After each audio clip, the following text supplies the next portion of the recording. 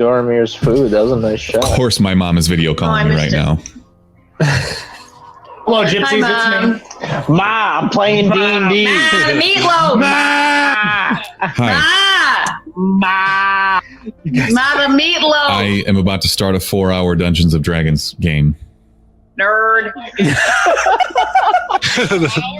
You loser. What a fucking nerd. That's Satan's game, Ryan. You're not This is allowed. our 6th entry into this campaign. That game is for Satan. That Satan's game. Okay, well, She's probably just like, I'll I'm give you a not call upset, tomorrow. I'm disappointed. love you too, Mom. Not Bye. bad. You're Love you 6'7" and too. you play Dungeons and Dragons. You don't dunk basketballs. Love you What too, the fuck? Mom. Totally fine. We still love you. You're all playing this game with me.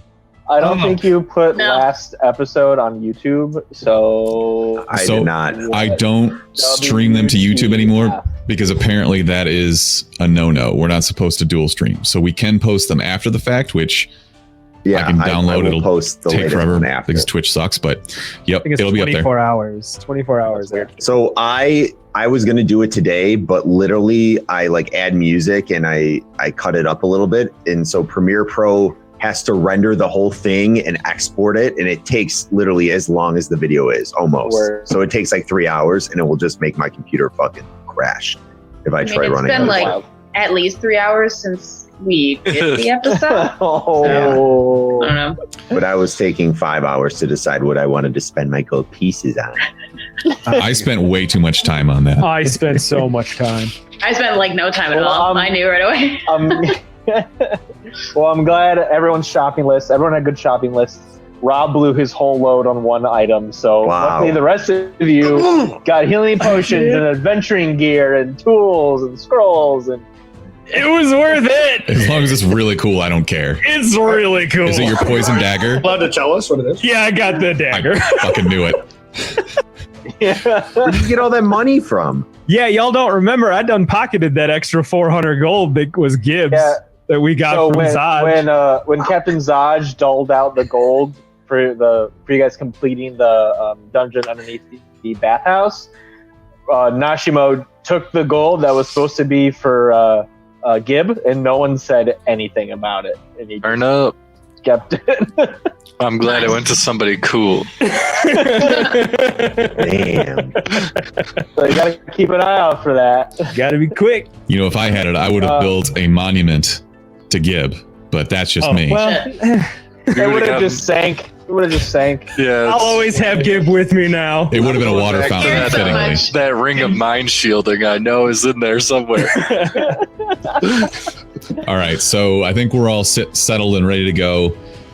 Thanks for joining. This is our 6th entry into Baldur's Gate, Descent into Avernus. If you want to catch up, you can find these on our Twitch channel. They will be posted to YouTube soon.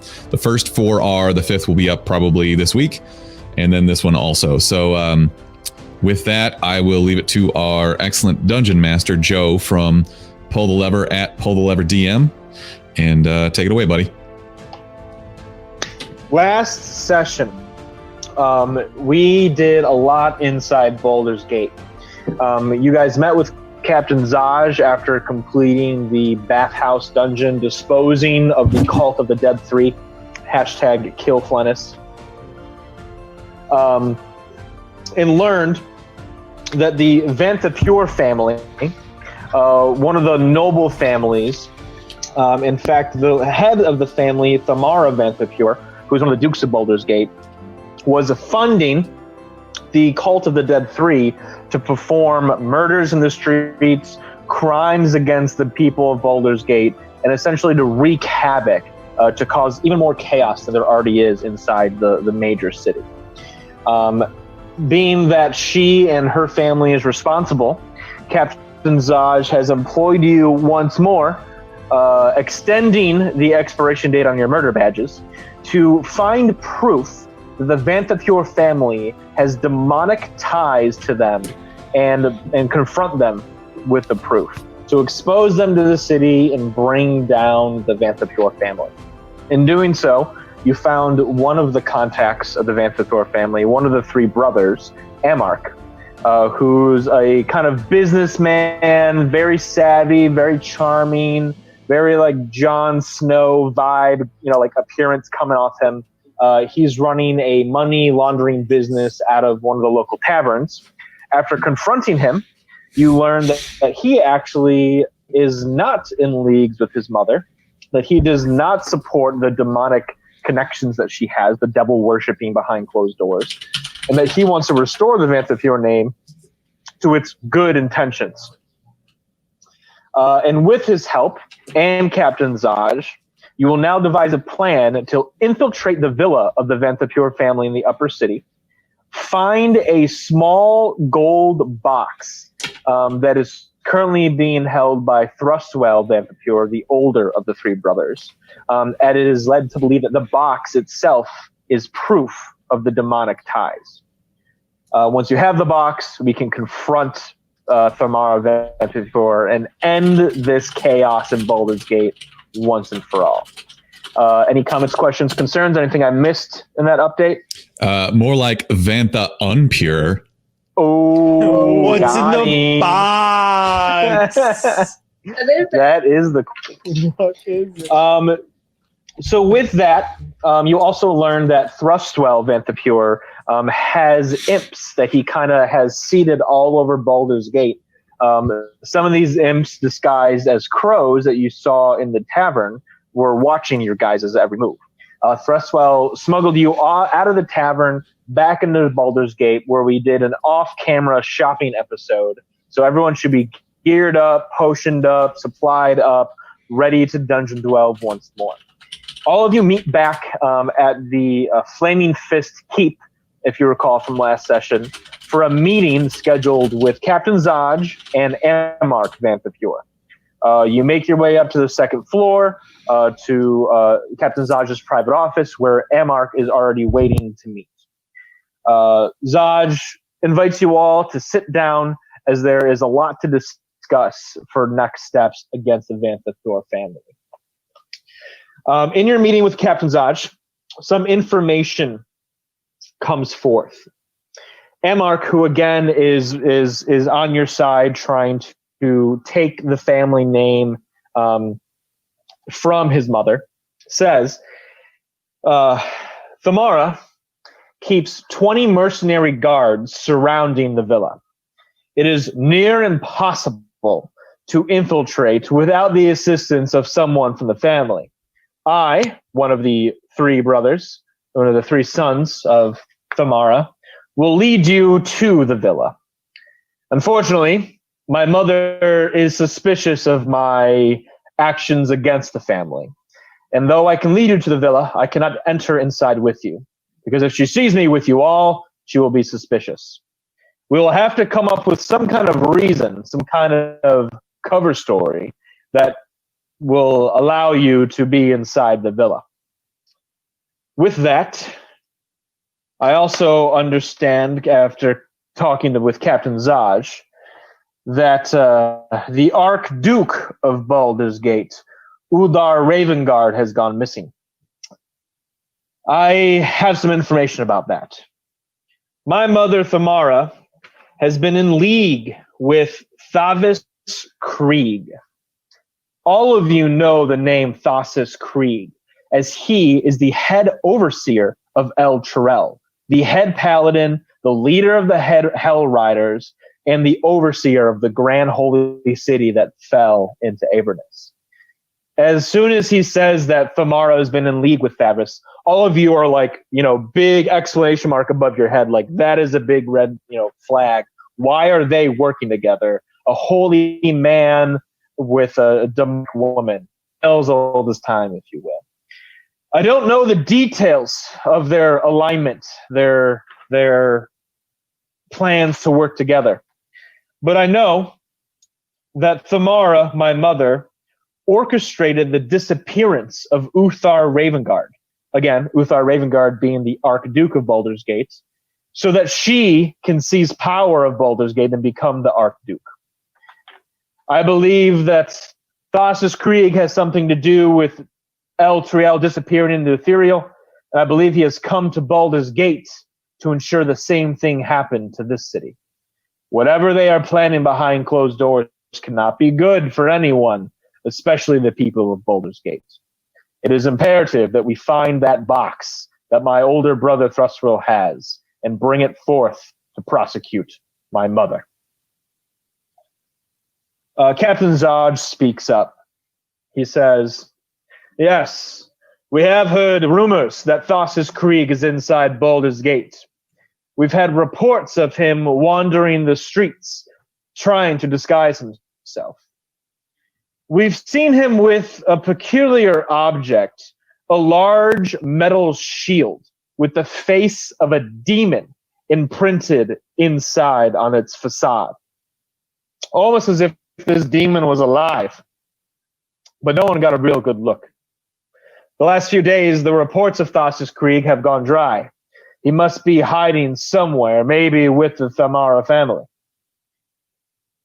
If we can find him as well and bring him forth against the Flaming Fist Guard, we might be able to find answers on what happened to Eltriel and what might happen to Baldur's Gate. While you're inside the villa, try to find evidence that Thassus Krieg is there as well. And maybe he is there, and bring him in. As Amark and Captain Zaj kind of like sit back in their chairs, taking everything in, is there anything any of you want to say or ask these two men? Thassus, is he the pseudo dragon's owner? No, Uthar Ravengard. Uthar, okay. Yeah, Uthar Ravengard was the Archduke of Baldur's Gate. Right. He went to Eltriel right when the city was sunk into hell. Got it. And Amark just revealed that his mother, Thamara, orchestrated him being in Eltriel. Got it.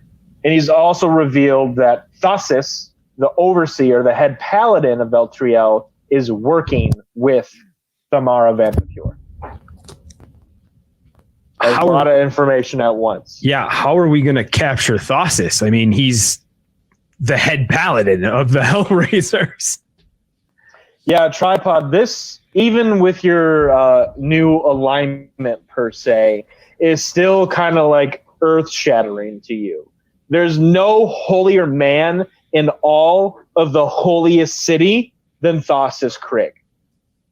What has happened to him? I mean, I also met God and told him he was being a dick, so. That's fair. That's fair. Maybe it'll be okay.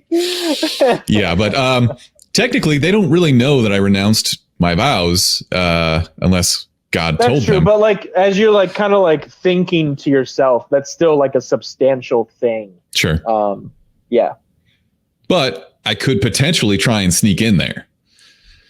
That is true. With the guise of still being a Hell Rider, a paladin of Lythander, that could be enough cover to maybe get you inside. I just have to hope that my horns don't grow in first. Exactly. I have a cloak of Ball as well.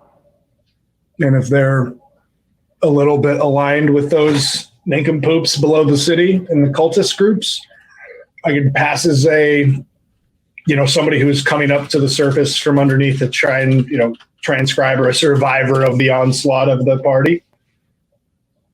That's an excellent point. Yeah, Amark speaks up. Dormir, excellent thinking. My mother did employ the cultists of the Dead Three. Disguising yourself as one might be a good enough cover to get inside the villa unquestioned. As he suggests, maybe we even pull a Chewie and say the rest of these lot are captives. I was literally going to suggest Trojan horsing it like that. I can't, it's not going to be convincing though if it's me and 5 other people that I have as prisoners. So could Tripod as a Hell Rider be pretending to work for Thassus and maybe I captured them and he helped me bring them in and we just play dumb like we know Thassus is there? Tommy, you also have former ties to the Dead Three cults. You might be able to pass off as still a member. Yes, I still have my vestments. That's possible. So, as far as cover story goes, is that what we're thinking? Anyone else have any ideas or anything they want to bring up? Regardless, I'm going to fuck up whoever comes at us. So I have like 6 kills right now. Come on, guys. Let's go. Let's Dude, get in there. This is the same guy who runs headfirst in con and just like Leroy Jenkins it, and then you get murdered. No. So as the kind of current plan states, Amark is going to lead you up to the front doors of the villa of the Vamphathor family. Captain Zaj is going to be behind you with a full squad, a battalion of the Flaming Fist Guard. And as soon as you come out with the box that can be provided as evidence and Thamara in cuffs, he's going to storm the villa and seize the entire family's assets. So your goal will be to get inside with a convincing cover story, find Thrustwell, find the box, and if you can, also see if what's going on with this Thassus Krieg nonsense. So how are we going to bring him in? Is it going to be me and Tommy as the captors and everybody else a prisoner? Do we want to bring Tripod on as a Flaming Fist playing dumb? What do you guys think? I think we have a card we're holding on to that we're not playing, but I need to see if I'm right. Doesn't she like the dumb son that we met in the dungeon? No. She's not favorable toward him. Morlock? Not at all. She doesn't sent love him. Yeah, she sent Morlock down there to basically get fucked and die. Exactly. She sent Morlock to the dungeon of the Dead Three, essentially for them to kill him. So Thamara could we like be coming out of there saying like, oh man, the bathhouse is so great, like we got sent up here to let you guys know Mortlock's gone. Oh, it's a possibility. Oh, it's just another idea. So my thought is at this point, she knows that the bathhouse has been raided, right? Like, I thought we killed most of the people in there. Well, True. if she had sent word to get any source of information from the bathhouse, and all of a sudden there's just a dead ringtone. What if we tipped her off that Snod's boys went down to steal the gold, and she maybe sends in a crew after them? I love that. We get bodies out of the house, maybe. We have a lead. Oh. It ingratiates us. An agreeable plan for Snod. Snod, your boys are already out of there for sure. Your It is boys not are that tough. far a trip. Joe, have Snod's guys gotten the gold and gotten out? At this point, Snob, they have not reported to you if they have the goat or not. Unacceptable. Damn it. All right. Hey, look, I'm just spitballing. I don't want to get your boys killed. Snod, is there anything we could do to like win you over on this? I'll give you 5 gold pieces. Man, I really want my gimmick to be us to be best friends, but No, we're still best friends. Hold on. Maybe I should talk to him. Snod, you gotta think we're a team of one. You can't just be selfish here. I mean, how long have you known those guys for? Wave the friendship Fuck 'em. bracelet in his face. well, that doesn't doesn't look right when yet. you do that. Tommy, as a total sidebar, Snod's kind of motivation here is to find the person responsible for stealing his demon queen's gold and kill that person. So whatever means can kind of get him to that moment might be helpful in convincing him. I'm pretty sure it's Thamora or whatever her name is. That's Sure she had pretty much something to been do with it. confirmed that Thamara stole gold from Tiamat's horde to pay the cultists of the Dead Three. Betrayer of the Great Mother must die. All right, well, there it is. So, Snod, are you in with the plan or no? I would prefer a different plan, but if it's the rest of the group's will, then so be it. All right, Snod, the floor is yours. I'm open to any other ideas you have. I have heard of a murder badge. Perhaps this could be useful. I have a spare murder badge for you, Snod. I came to it via great peril, so please be careful with it. And just remember who gave you the badge. And I put it on my cloak. There you go. There's your murder badge. I could have sold it, but I didn't. It would have been worth some dough. Can you trying imagine? to cut in on their friendship? He fucking came into this session. It's like, where's my murder badge? And fucking Smithers is like, I stole it.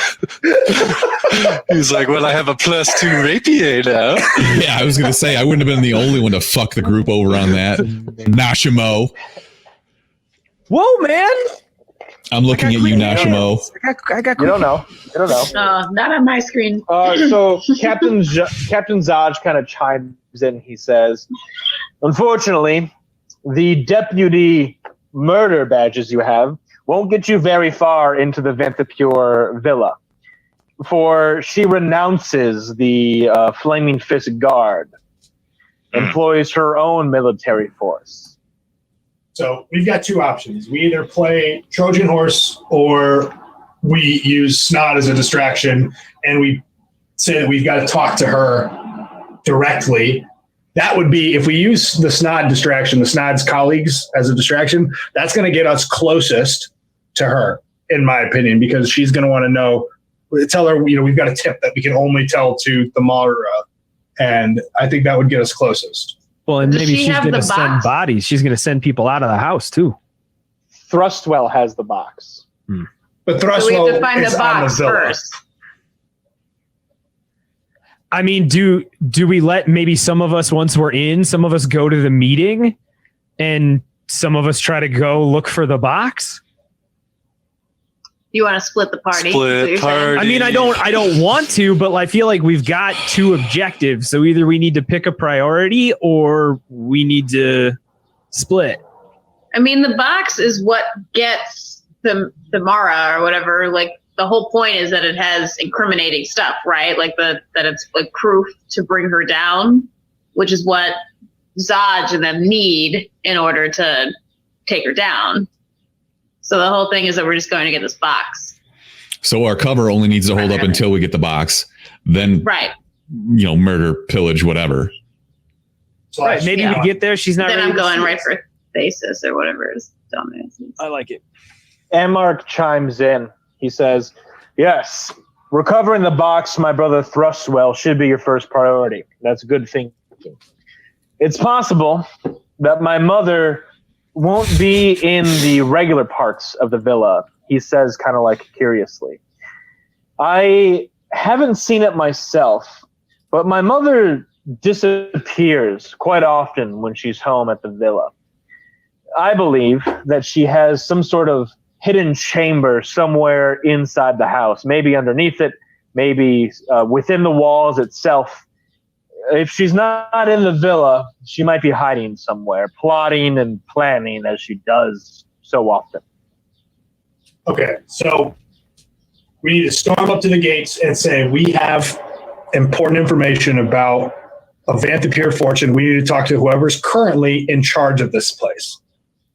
We don't take anybody's name for an answer except Thrustwell or Thamara. Sound good? Yeah.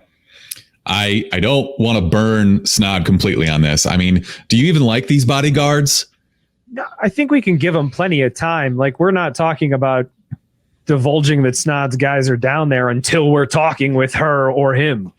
It's definitely been at least 8 hours, so... Snod has thought more on the matter. They could take whoever they send after them. That was going to be my next question was, do you think your bodyguards are a bunch of pussies or can they fight?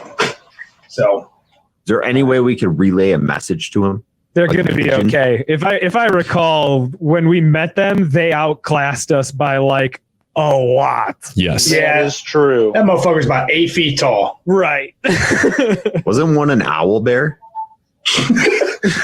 Half man, Well, half bear. now owl, he is. Actually.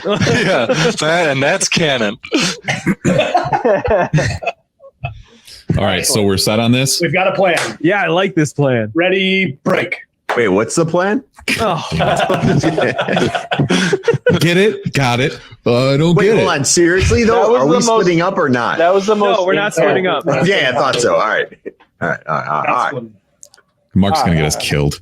The listeners, I just want them to be following along just as well as I am. With that said, Amark stands up and he says, if you're ready then, brave adventurers, I can lead you to the Vamp of your villa. Zaj kind of leans forward and says, me and my battalion of Flaming Fists won't be too far behind you.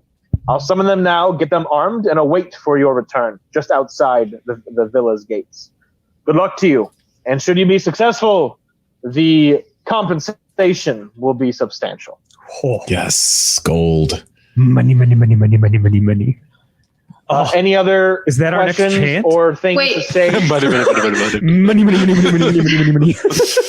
Do we have a plan B? Like you were like, yeah, we'll go and do this no matter what. We're gonna see them no matter what. And like, what's the no matter? We just kill everybody. Like Murder. Pull out a dagger.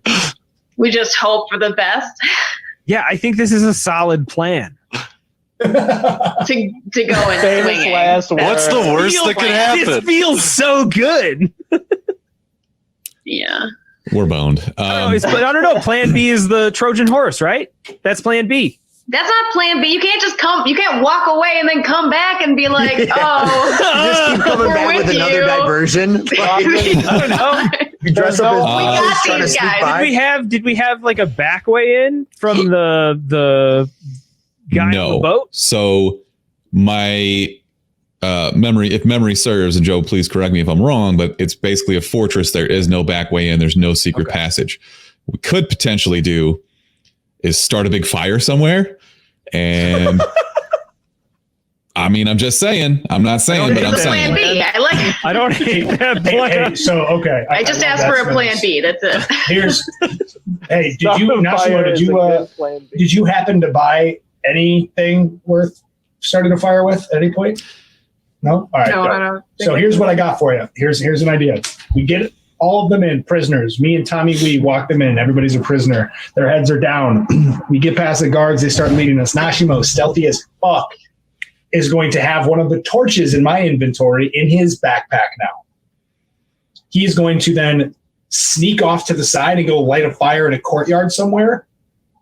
At some point, I don't know how we signal to him, but that would be a way to get a fire lit. Excuse me, I have a tinderbox and a torch. I love it. I also have some torches in my explorer's pack.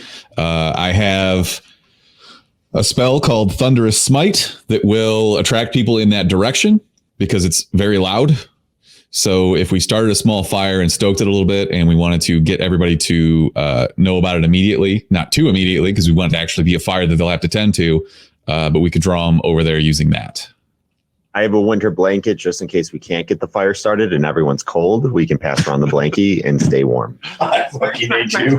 There are no bad ideas in a brainstorm, Tommy Wee, Plan B. except for that one. All right, so I will hand over my tinderbox, and I have apparently 5 torches. So I will give one of those to Nashimo and my tinderbox. Excellent. And with that, the plan in place, I believe Dormir and Tommy, you're disguising yourself as cultists. We are disguising ourselves as cultists. I have the robe, or the cloak of Baal that I will throw on. And Tommy's he's a fucking... He knows the secret handshake. Yeah. I have the hand of Bane tattooed all over my body. Jesus. Which you Just guys one didn't big know. hand print. But you got to show him the one on your butt cheek. That's the money one. That's the one that That's the matters. secret. That's Does how you anybody weed have- out like the just Bane fans. You know what I mean? Does anybody have rope? I do in my explorer's pack.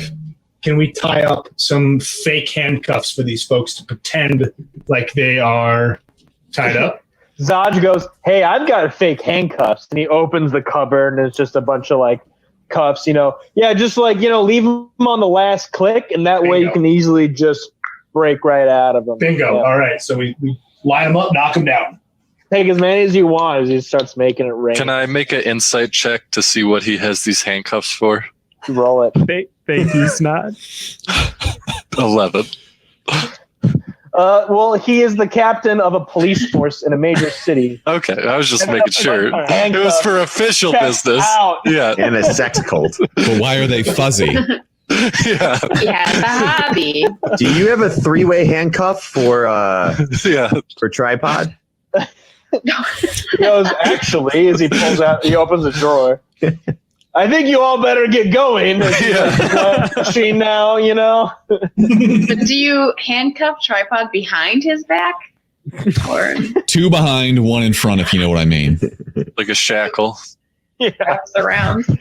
gross. A bike lock As to you himself. all, with your plan in play, your plan B might just become your plan A at this point. We kind of like it. With your fuzzy handcuffs rolling up to the villa.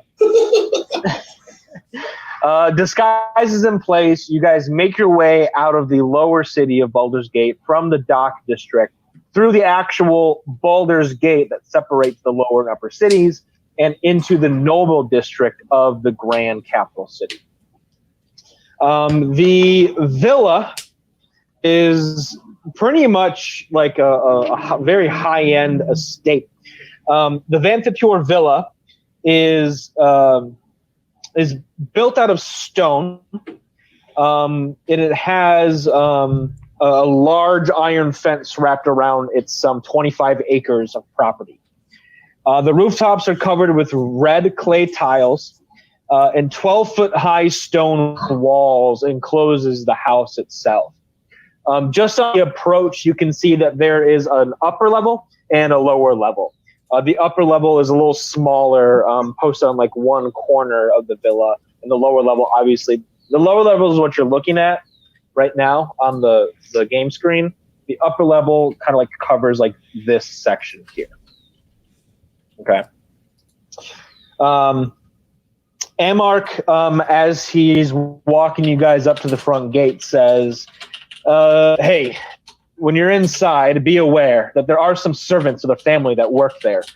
As far as I know, they have no evil tendencies or ties to my mother. They simply work there for a living. They probably hate your mother. There is Frederick.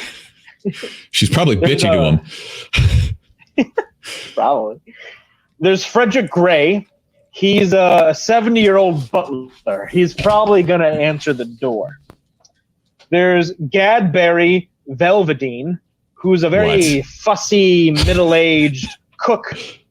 She's very peculiar about her recipes and her art. Can you repeat that name, please? Gabble Ray Velfaheen.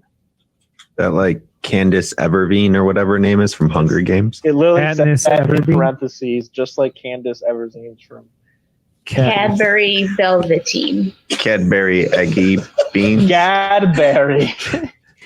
And the last servant is Umbra Fallwater. She is a young 19-year-old maid. She's often cleaning, organizing things, keeping the villa in tip-top shape. Nashimo looks uncomfortably over it. How old is she? She's 19. Let me deal with that one. looks uncomfortably a tripod. As you all just hear a ting from his like reeves of his plate now. Like I said, they work for the family, and as far as I know, they'll have no ties, no evil dealings with my mother. Though they might be good for extracting information. As they're always working and living on the villa, they might see or hear things. Keep that in mind. Are there any other questions you have of me before we get to the front gates? No, I'm so Once we excited. pass the guards, I won't be able to help you.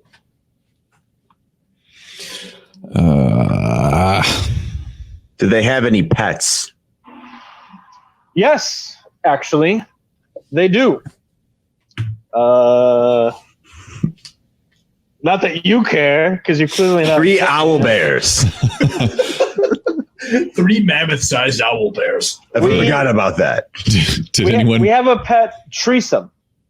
Someone make a animal or nature check on what a threesome is. I feel like that's you, Dormir. Okay, I got a good idea of what that is. I've had plenty of threesomes in my life. Oh, boo. 16. Tresum? 16. 16. Yeah, you know what a tresum is. It's yeah. essentially It's true. it's essentially a cat, but with wings. Meow. Let me show you a It's not. Sounds like lunch, bud. Yeah, see that? Sounds Like an a album. goat with wings. Yeah, I'm definitely eating that thing. I mean, I'm pretty confident you tried to eat that seagull. yeah, I mean, Yeah. worse. That thing looks semi funny. I'll eat the cat It's meat the with size of a cat, so it's a tiny creature. And the Treesum's name is Slobber Chops. Slobber chop. If I ever get a cat, his name is going to be Slobber Chops. Slobber Chops is usually hanging around the kitchen, killing mice that try to get at the cook's food, and also looking for scraps. She's quite hungry all the time. Same. killing mice, you said? If you'd like to befriend her, she is intelligent, Yes. and all you have to do is feed her, and she'll pretty much be on your side. Yeah, let's go ahead and keep Tommy Wee away from the What mouse does killer. she Huh? love? And snot. I've already written down the location of this creature. Sounds quite appetizing. A kobold would definitely eat a Treesum. As Amark is just like looking at you guys. He's like, shouldn't you guys get going? We're here, and as the Vantapure family guards, walk in front of the iron rotted gates into the villa, they stop you and Amark. Amark, your mother will be beside herself to hear that you've returned to the villa. She's still quite angry with you. Amark speaks up. Yeah. I'm not going in. I'm just leading this lot here. These two, as he points to you, Dormir and Tommy Wee, are members of the Dead 3 cult. In the, as he leans forward, bathhouse hideout, they found these lowly, pathetic, totally ugly adventurers trying to raid the cult's dungeon. They made quick work of them, killed a total weak guy named Gib, and captured the rest, and are bringing him to face my mother. I would like to try and sell this harder. How dare you speak that way of my friend Gib? You shut up, you worthless scum! I smack Tripod in the face. I'm not ugly. Tripod, I heard that Gib guy was really cool. Tripod, make a deception check, and Tommy Wee, make an intimidation check. I hope I roll 18. 20. Fucking smack the shit out of you. Wait, what? I rolled an 18. You rolled an 18. Excellent. Tommy? I rolled a 1. Get this man some goddamn malort. Very glad our cover is blown before we're even inside. This is No. Love it. At least I rolled it now. All right. Get it out of the I'm way early. already starting to loosen my cuffs. I am so not confident in Tommy Wee. I'm reaching for the torch, man. Tommy. Re-roll it. Oh, Why? Because the guards also got on that one. also crit failed. Yo, I'm not even fucking around right now. I just rolled another 1. Go burn that die. Throw it. So this is what happens. Let it go. Amark says they killed Gib and are bringing the rest as prisoners before my mother. Tripod, you say, How dare you speak that way of my friend Gib? Tommy turns around and gives you just the softest backhanded slap. You worthless It just scum. brushes across your face as he says, "You scum!" And as I brush it across your face, I just slowly dip my index finger into your cheek. Okay. And as the guards look at each other, what the hell was that? They look back at Amark and say, "You're telling me these two nincompoops brought these other nincompoops in?" I don't buy it. They don't look strong enough. Not at all. I'd like Amark kind of turns around.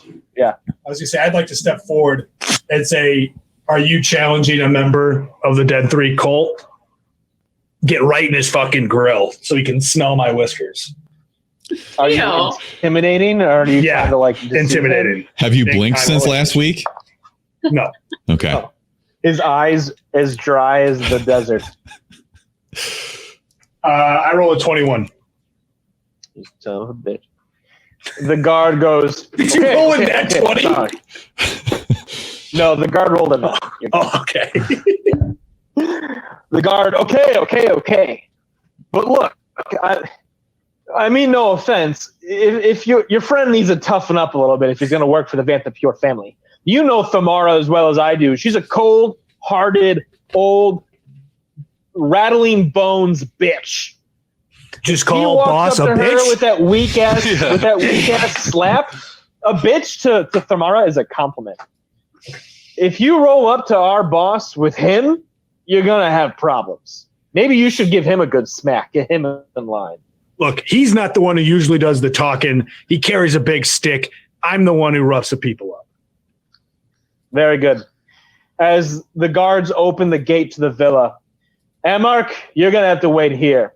The cultists and their prisoners can head on in. Amark kind of like puts his hands up, says, "Hey, my job is done. You know where to find me." As he turns around and starts to walk out. Nashimo, make a sleight of hand check. Ooh, 20. Not nat. Dirty 20. Amark kind of like pockets something in his hand and slides it into yours. As he whispers for you, "You might need that." As you look in your palm, it's his key to the villa's house. Ooh. Wow. Should be able to unlock most doors. Nice. Excellent. And with the iron gates open, the villa's some 60 yards away from the actual gates. Can I ask one thing? Yeah. Were we at the gate for longer than like a minute? Yeah, definitely. Okay. As an Inquisitor rogue, I have the ability after studying a person for a minute to take on all of their traits. Okay, so you're studying the guard? Or? Yeah. Okay. Yeah, you kind of learn like his personality, his demeanor, how he like holds himself, the way he talks, the specific words he uses. So if needed, and if you look the part, you could probably pose as one of the Vanthapure family guards. Cool. Excellent. As you approach the villa, this large stone mansion, it sits kind of seldomly on a plot of land with like a stable kind of far beyond in the backyard. You make your way to the front door. Any preparations that want to get made right now before you knock on it? Are any of the guards accompanying us right now? No. There are guards stationed, like kind of walking around the property in like a unified path, like 2 platoons like circling the villa.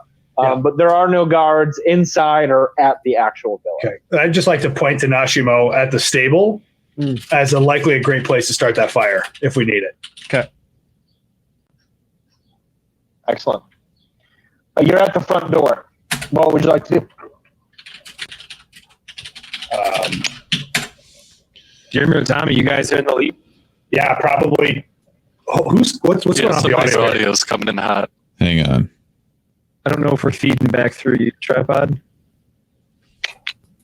Testing.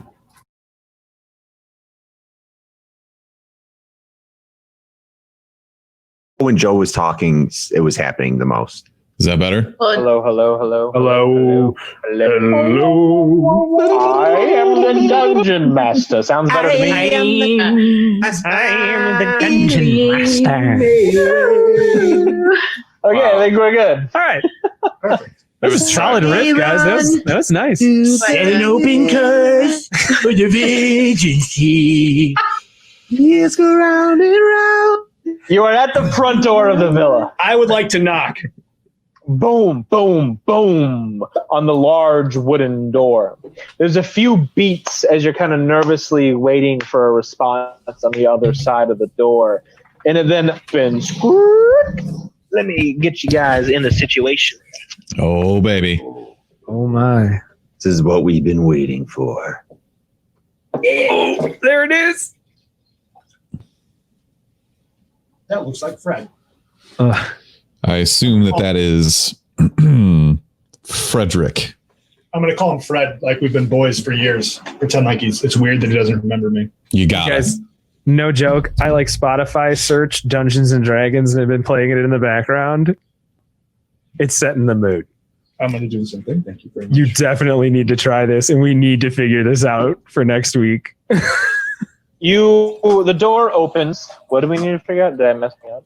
No, you're good. I'm just playing D&D like soundtracks in the background while we've been playing, and it's really cool. I can't hear anything if you're playing music. No, you can't hear it over the thing yet. We got to work on that. I was going to play it, and Mark says it'll fuck up the audio, so I'm not going to. We'll test it out for next week. We'll figure it out. From Joe, but we got to figure it out. Is it D&D ambient? I have Dungeons and Dragons by various artists. I don't know. Can I share this somehow? We'll talk music later. We'll do it later. Sorry. Apart from the main entrance, the foyer that you just entered, this room has two exits. One here and one here. One on like either wall there.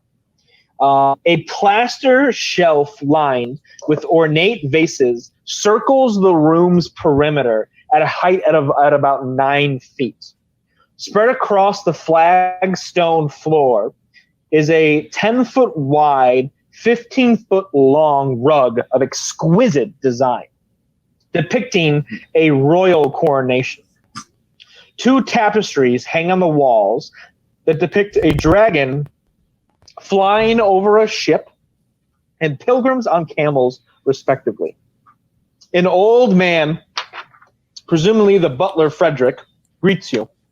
He says, "Welcome, members of the Dead 3 cult. Why are you here and where are you taking these things?" Hi, Fred. It's great to see you again. How are you? Make a charisma check real quick. Oh, I'm very charismatic, so I hope this works out in my favor.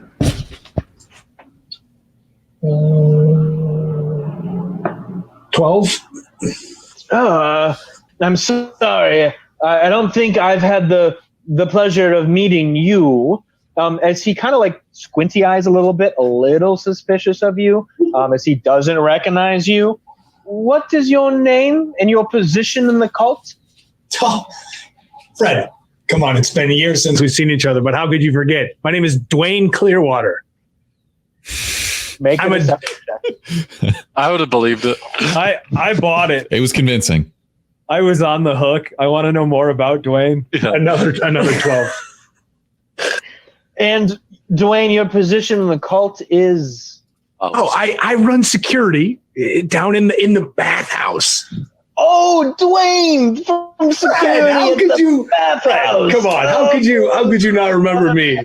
Fred, come on. Bros. I haven't Always been been down at the bros. bathhouse in quite some time. Oh, These old eyes, they don't see much. you don't look a day over 85.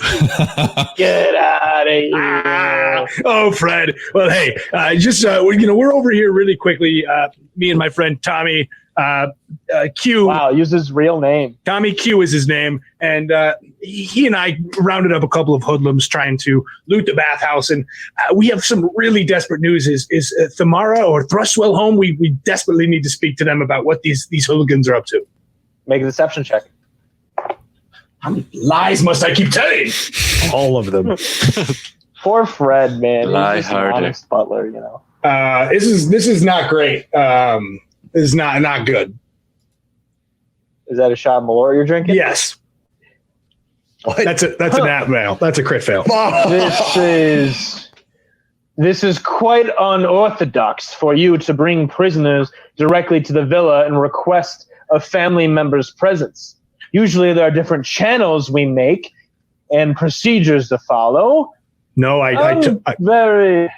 kind of interrupted, and I totally understand. If there was time for this, I would explain the entire situation. But one of the party that I've captured, as I'm kind of pointing at Snod, is in cahoots with, what's the big fucking guy's name again?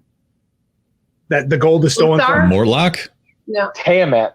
Tiamat. Hey, Matt. Yeah, one of these guys has been The lady. sent by Is it? Tiamat is a 5-headed dragon queen of the 9 hells. She's Cool. She's a queen. One of these guys She's with a me. demon goddess. One of these guys is in cahoots with the demon goddess Tiamat, and there's more of them. So I really have to get up to either Thrustwell or Tamara. And I'm talking now because the gold, the bathhouse, our entire operation here in Baldur's Gate is really in jeopardy, Fred. Roll deception with disadvantage. Coming off that nat 1. It's a good save, though. 10. It's 10 times better than it was.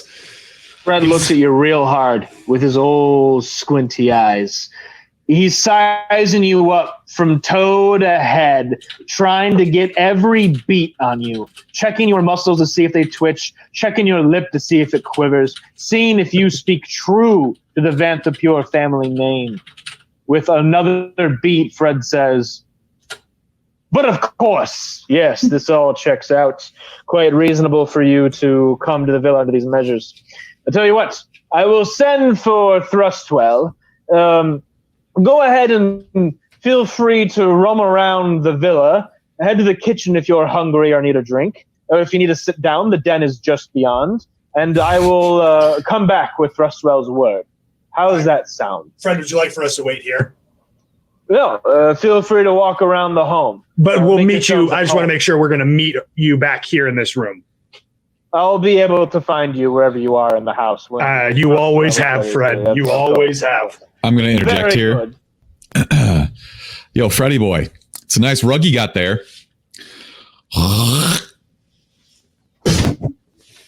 Why, you son of a bitch. Staying in character, I put my hand over Tommy and I say, I'll take care of this. And I smack Tripod across the face. Ow. Make an intimidation check. God damn it. You just hear Tripod go, 16. "More daddy." 16. Oh, yeah, I like it. These hooligans, these new dwellers, these blasphemers. Oh, I must get Thrustwell at once. I'm sorry. I'll be right back. I told you they sucked, Fred. I'm so sorry. Thank you very Frederick much. turns around and walks up a staircase just beyond the foyer, presumably to find Thrustwell. I'm going to reveal the rest of the villa, and then we can kind of go through it real quick. Cool. 1 sec. That fucking crit fail right there was That was rough, dude. everything was, Got it was through such, it, though. dude, it was such a good lie too. And We got through 2 of them. with a disadvantage. The worst part was I fucking crit. I hit roll a nat 20 on that disadvantage roll. Wait, so you rolled a nat 20 and then a 10? Yeah. Damn. Welcome. When you roll a nat 20, say it's a nat 20. It's not like a 23. Don't add your mod. Like a nat 20 is the best possible outcome you can get. Yeah. Right. I just meant it was on a disadvantage roll though. Yeah. Oh, So he would have that's had a why- nat 20, but he had to take That's the 10. how it works. Okay. So welcome to the first floor of the villa of the Vanthapure family. You are standing in the foyer here.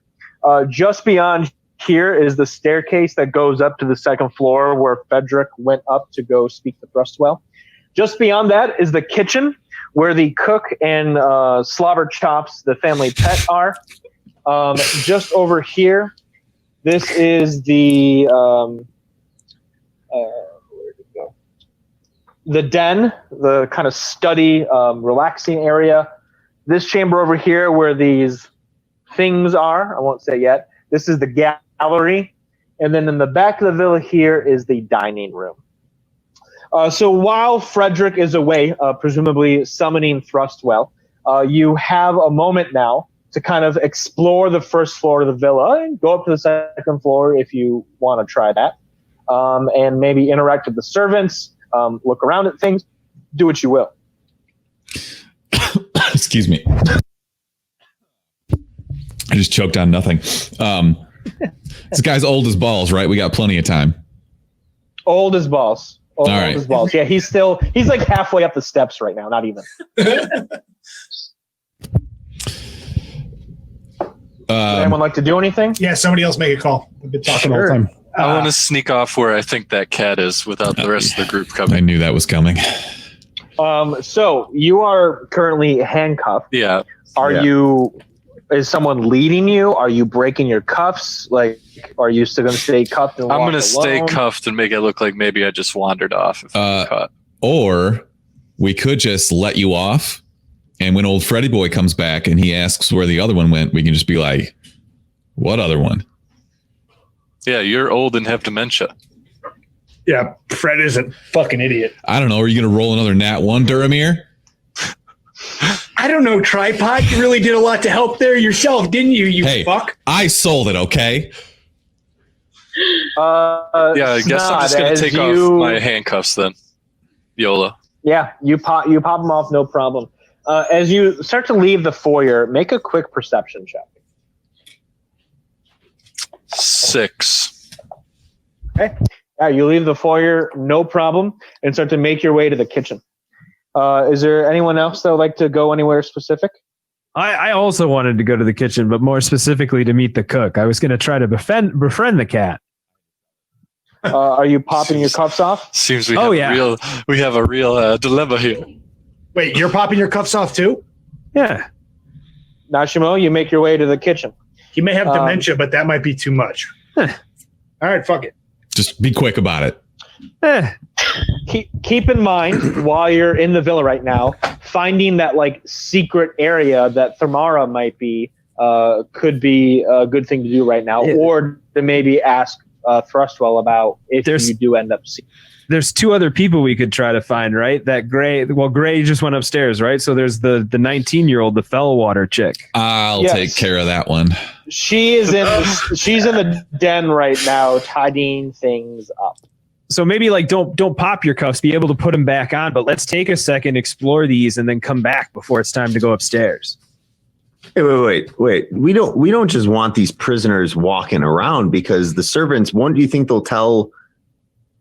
No, the servants don't like her, right? That's what you don't know that. I said that. Family. Joe didn't say that. I said that. All right, sorry. Never mind. They tell what's his face that they're just walking around. He's going to be like, "What the hell is going on down here?" They also don't know who you guys are yet. None of them have seen you besides Fred. So you could also just say we're guests of the Vampirs waiting for Thrustwell to come meet us. True. Sure.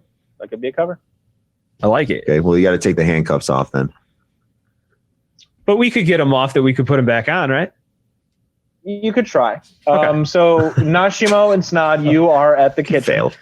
Tripod, are you going into the den to talk to the maid? Yes, I am. I'm following him. Sure.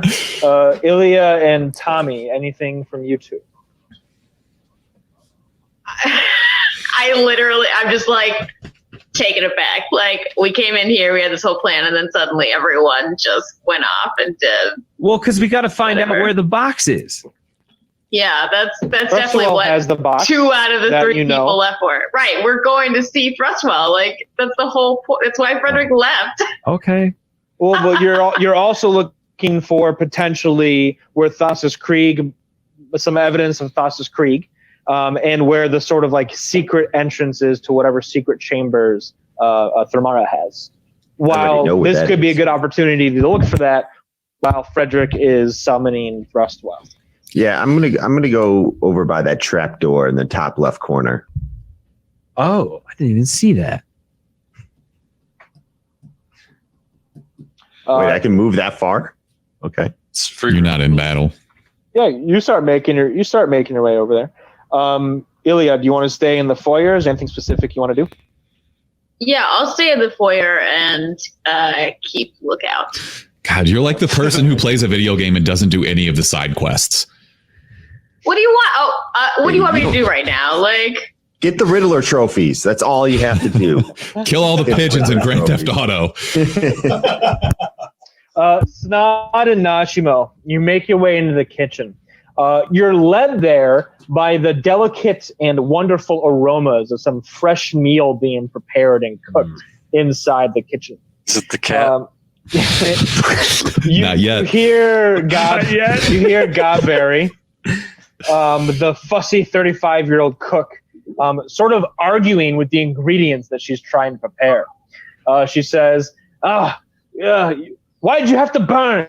I kept you on the stove for the right amount of time. I swear I had enough spices. I need to make another order. As her back is turned, as she's like grabbing things from cabinets, putting things on like the stove top. Both of you also see slobber chops hanging out around the counter, waiting for scraps to fall on the ground. So the cook is here right behind like the island, preparing on the back counter, and slobber chops, the family winged cat, is right here, that kind of red blob. Is there anything you guys would like to say or do? Velveteer, darling, this smells delicious. What do we have? She turns around and she says, "Oh, I wasn't expecting any more guests. Allow me to introduce myself once more. My name is Chef Godberry. I prepare all meals for the Vanthagor family. How many are you?" Right now, we're only 2, but there are 6 in the party. We are very hungry.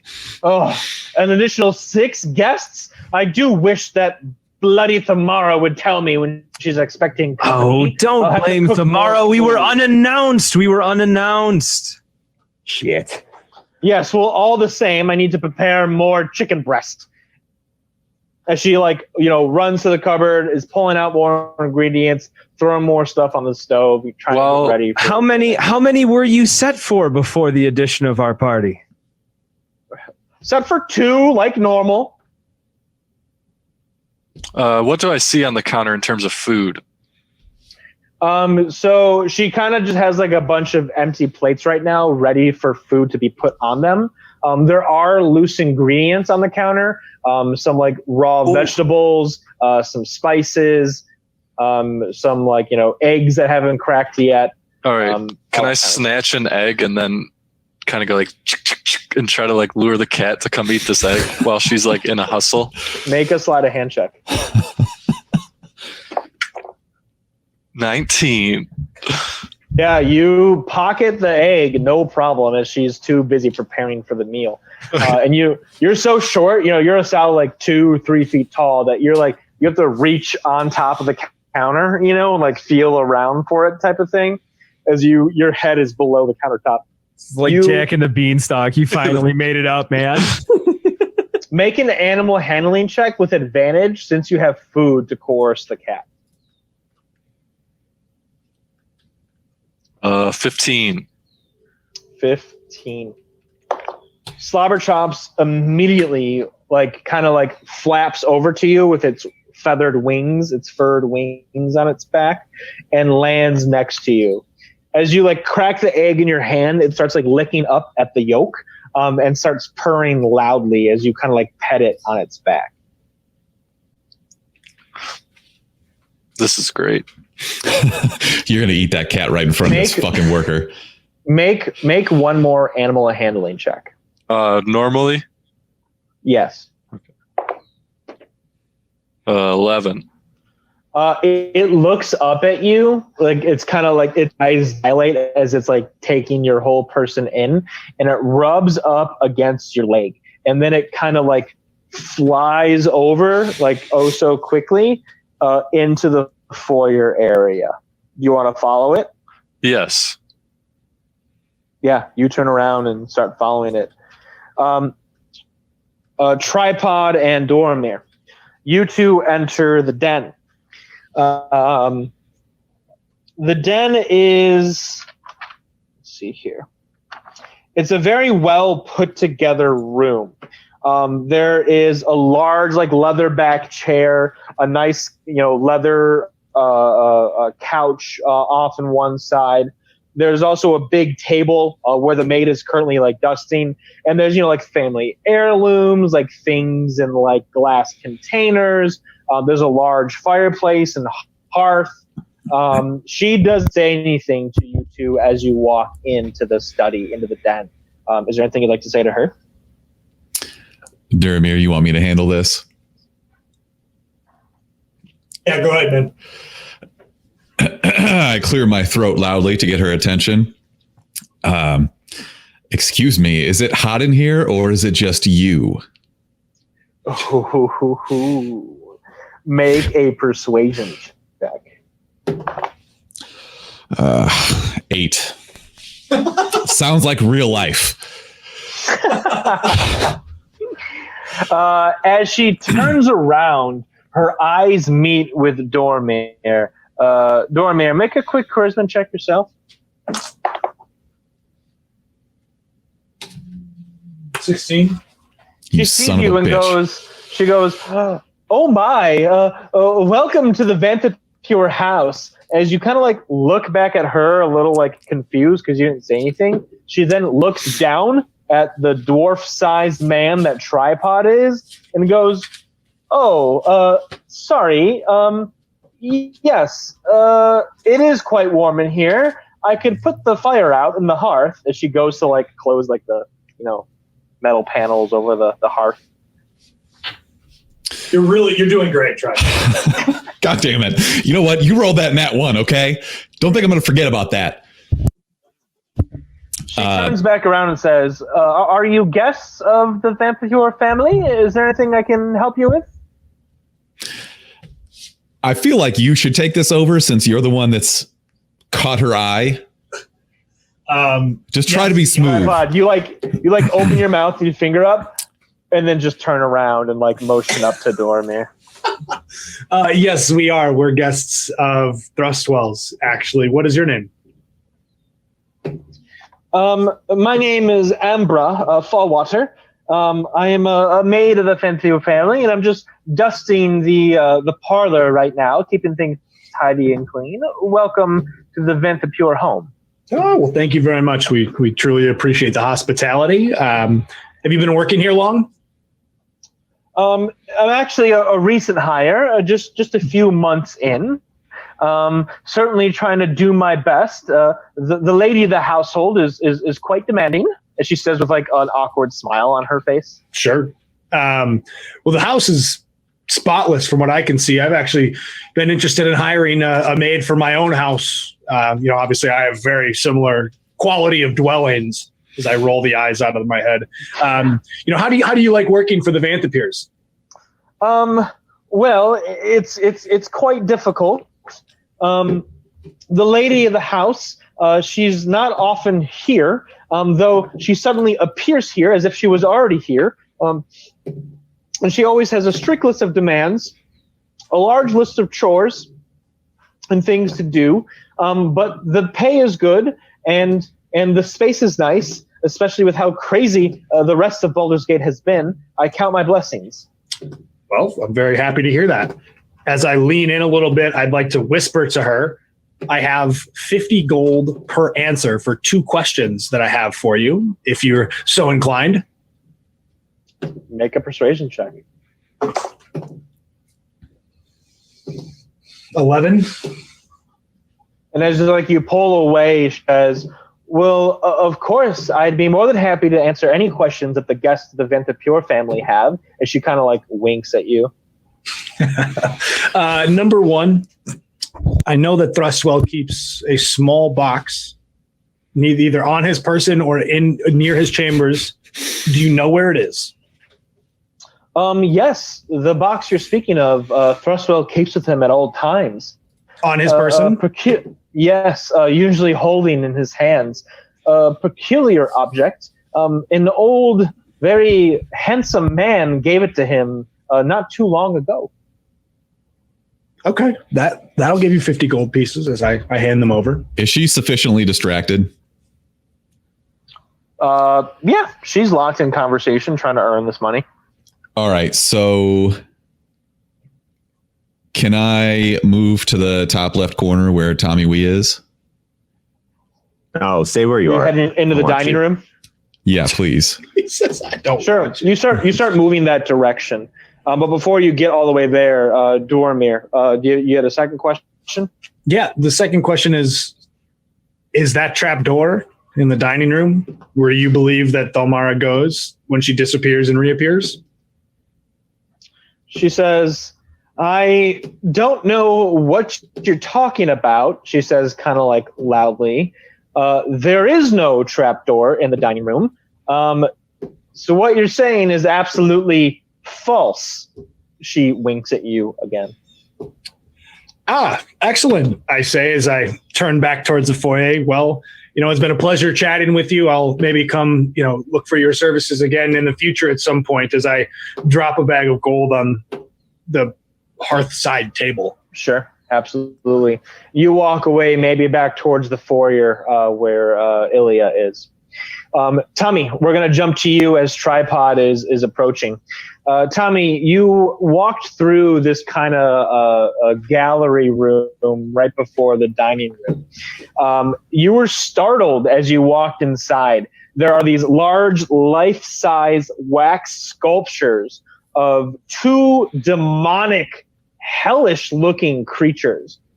One with like crimson red skin, bat-like wings, and the other one looks like some sort of like satanic goat satyr, replicas of whatever creatures they're reflecting. The third wax statue scares you the most, not because of its demonic appearance, but because it is an exact wax replica of Thamara Vanthapure, the lady of the house. She's standing with kind of like a fist up, the other hand like clenched at her side, and she's looking proud in her noble robes. You quickly like breeze past them and enter the dining room. A large round table encompasses the majority of this chamber.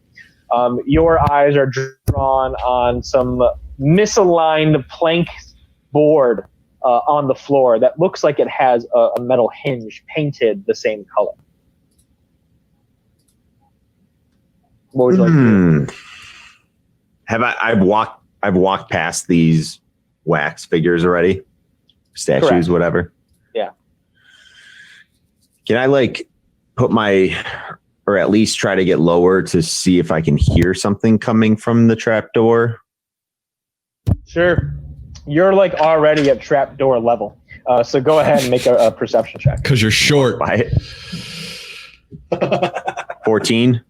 14. The floorboards on the trapdoor are a little more spread apart, a little loose, and you get a draft of cool air coming through the trapdoor. It kind of like startles you, jolts you as the air like penetrates your nostrils. Imagine someone like really smelly with really bad BO trying to use perfume to like mask their scent. So it's this combination of this really bad smell with like a layer of perfume on top of it, trying to mask it, but just making it worse, like hits you as you like breathe in the air. You have to like stand up and like walk away, maybe even cough a little bit from the trapdoor. There's a dead body down there. Or an undead body.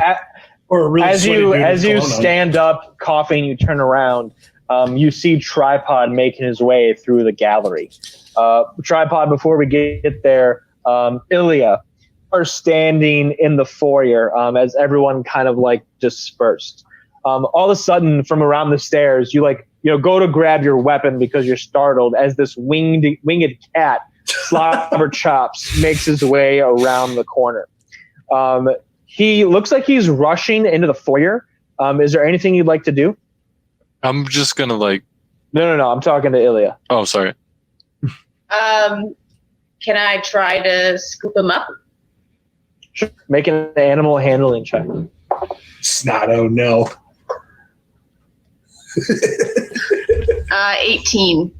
Nice. Yeah, the flying cat comes bellowing around the corner, and you scoop her up like into your hands as she like nests in like the cradle of one of your arms. Its wings like lay over its body like a blanket. Snod, you come around the corner as well. See the cat with Ilya. You enter the foyer. Is there anything you'd like to say? I'm just gonna hiss. Ilya just rolled up. Yeah. The cat is purring loudly. Ilya, make another animal handling check for me. 13. 13.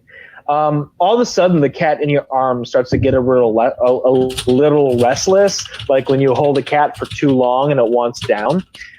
It's not trying to like get out of your cradle. Instead, it's looking upwards in the foyer.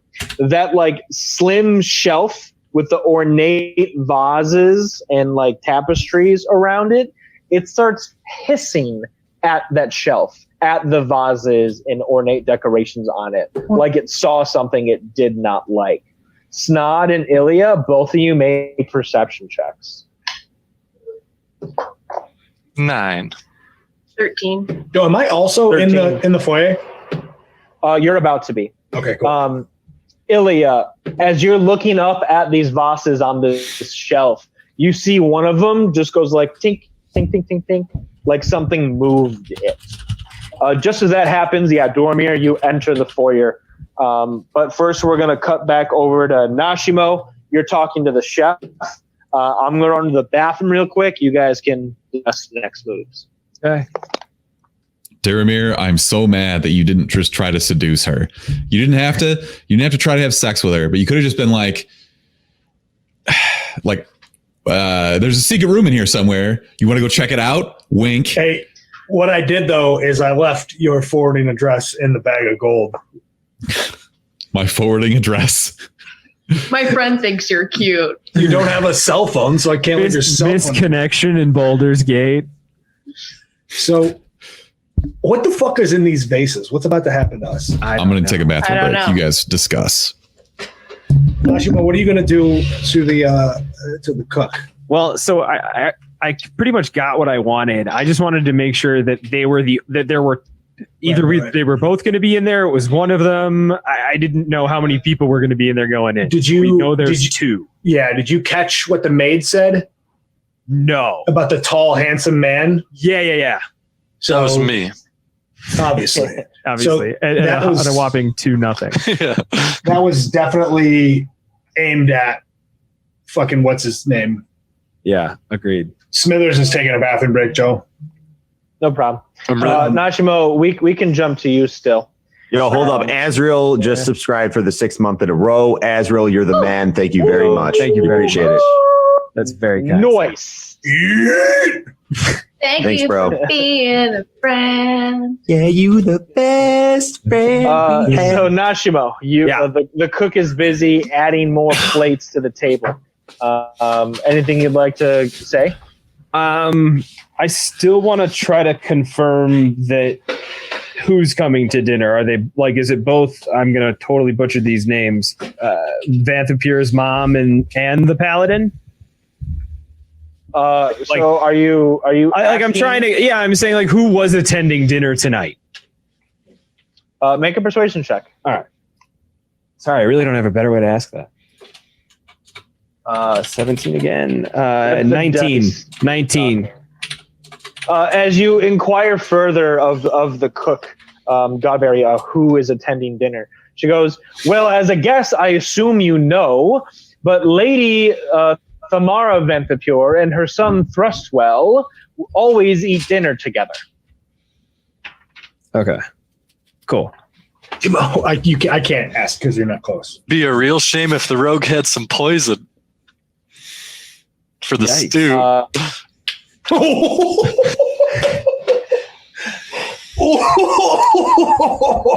Maybe you brought a special spice. Yeah, I definitely got something cooked up for this. That's a great idea. I've got we're gonna drop up the 2. We're gonna try to slip in the 2 vials of drow poison. Excellent. Wow. Damn. God. So how are you? Rats. Are you saying, "Hey"? I'm gonna. So I will totally pitch this to you. It was Godberry. Godberry, I've brought back this unbelievable spice. Add it to the chicken to tonight's meal, and I guarantee your guests will rave about their meal this evening. Make a deception check. Absolutely. 13. 13. She turns around. She stops her cooking. She looks at you. She says, "I don't mean to be blunt, but you're a drow, yes?" Yes, but I've lived on the surface many a century now.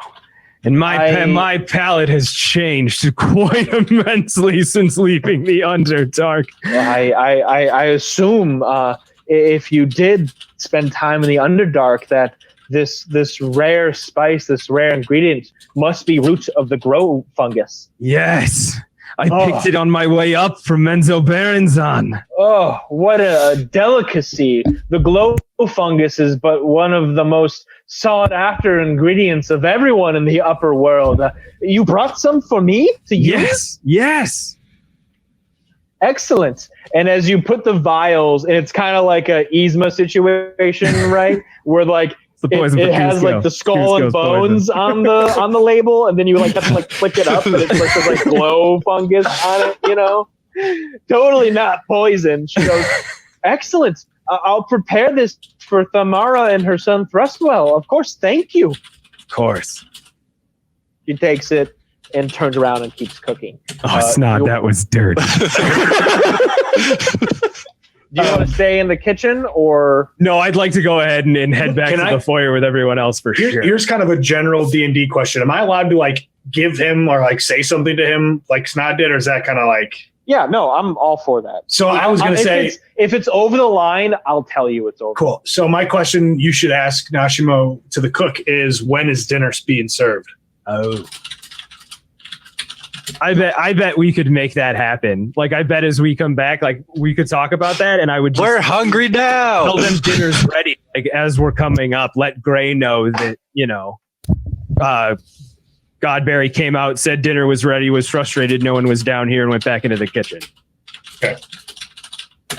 Sell it for us. As you peel out of the kitchen and make your way into the foyer, Triad, you're making your way through the galley, the gallery, towards Tommy. Gala. Anything All right. you'd like to do, say? So I've got the detect evil and good spell that I would like to kind of check over that misaligned door that we saw earlier. Are you casting the spell? Yes, please and thank you. Let's pull it up real quick here. Check its range and its properties. The range is 30 feet. It's for the duration. You know, if there's an aberration, celestial, elemental, fey, fiend, or undead within 30 feet of you, Got it. as well as where the creature is located. Thank you, Nashimo, for these cards. Oh, They're it's very Paladin. helpful. I was like, I wonder if he's using the card. Absolutely. That's awesome. Why don't I have any cards? That 'Cause was you're not a paladin. I played a paladin in a previous campaign, and Joe actually got me those as a gift. We were on that campaign for years. Nerd. So having those cards was so nice. Yeah, So it really you gave is. that gift to Smithers. I'm borrowing it. He can Anymore. absolutely have them back. But I will definitely buy a set of my own because these are very helpful. They're awesome. They have them for each class. So if you like that, we can find them for you. Maybe birthday's next week we'll coming do up in some for 7 a months. giveaway too. That's good to know. That is a good giveaway item. Means Yeah, your half birthday's even closer. you detect evil, the presence of demons in the foyer. 4 of them marked by these 4 markers. Oh, Shit. Okay. nice. Good thing That's I'm it. away from there. So It's like a spidey sense to you. Like you're walking towards Tommy, and all of a sudden you stop and go, holy shit, as you turn around looking at the direction of the foyer. all right. So I'm gonna turn to Tommy Wee and let him know and tell him that we probably need to get back to the rest of the party in the foyer. Because we're not going to go into the trapdoor right now, I assume. I don't know. Mark, can you hear me? I can hear you. All right. Do you agree that we're not going to try and do anything else in this room right now? Because I feel like we need to warn the party about what I'm sensing. You know what? We're in there petting an owlbear cat, and You know what? they're like demons. So I feel like is that my moose? Hold on. Before I announce this, give me a second. Speaking of owlbears, Moose. All right, here's I missed owlbear. that dog. Oh, God. Hey, You moose. see, Hi, you moose. abandoned him at a bathhouse. he did abandon him in a bathhouse. Yeah. outside. Chasing Yeah. bunnies. Chasing bunnies. All right. Tommy Wee, focus. All right. I think actually maybe you should pull up the trapdoor because now we have 2 people there and I can maybe take a little peeky inside. Okay. Push it in So there. I didn't sense any evil coming from the door, correct? Correct. Just All right. smelled funny.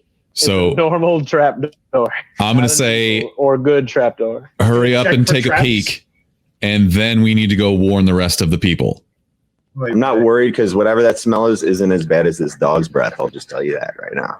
Tripod, make a quick history check.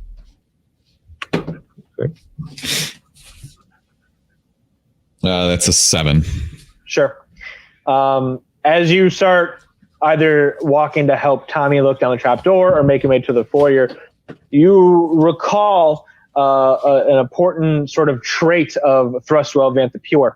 Remember those crows back at the Low Lantern Inn that were disguised as imps? Think of the imps that were spying on you at the bathhouse. Thrustwell has his imp spies scattered throughout Baldur's Gate. Oh. More than likely, he has them inside his own dwelling as well. Makes sense. So are you heading towards the trap door or are you heading towards the foyer? Yeah, I'm going to tell Tommy Wee that we need to bounce and we need to warn the rest of the party. Absolutely. Tommy, do you want to still mess with the trap door or head towards the foyer with the tripod? I'll head towards the foyer. Sure. Both of you kind of like go through the nearest door here, which will be right behind Nashimo as you make your way to the foyer. Ilya, you're the one who noticed the disruption of the vases on that upper 9-foot shelf around the circumference of the foyer. You're holding the cat in your hands, Slabber Chop. What would you like to do? How high is the shelf?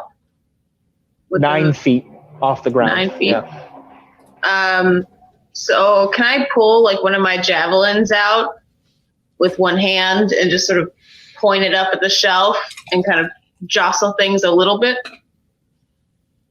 Sure. Are you trying to jostle the same urn you saw move? Yeah, while also telling the group that there's something up there jostling vases. Excellent. You start to jostle as like the urn, like rattles back and forth. The whole group now in the foyer and aware of the situation. Nothing happens as you jostle.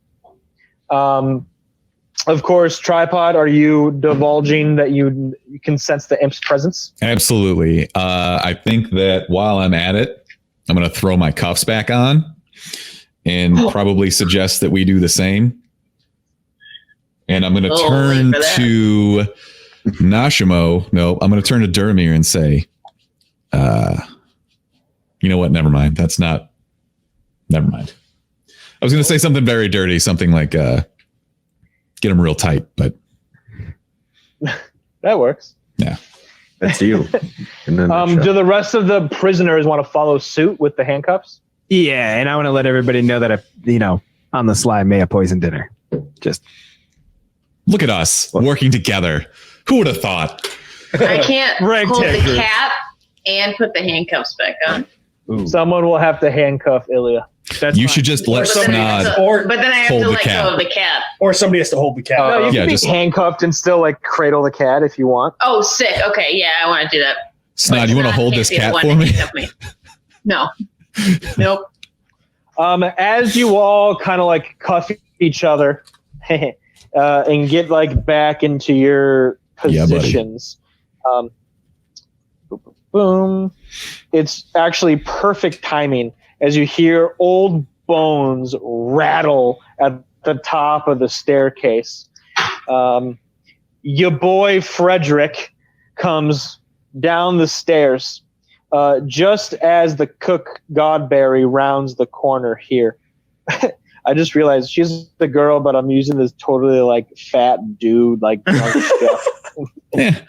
That's a dude. It's blurry like that. It looks like it has boobs. So excellent. She's very manly. It's fine. As she rounds the corner with some plates of food in her hand, Frederick says, "Lord Thrustwell Vanthapure, we'll see you all now."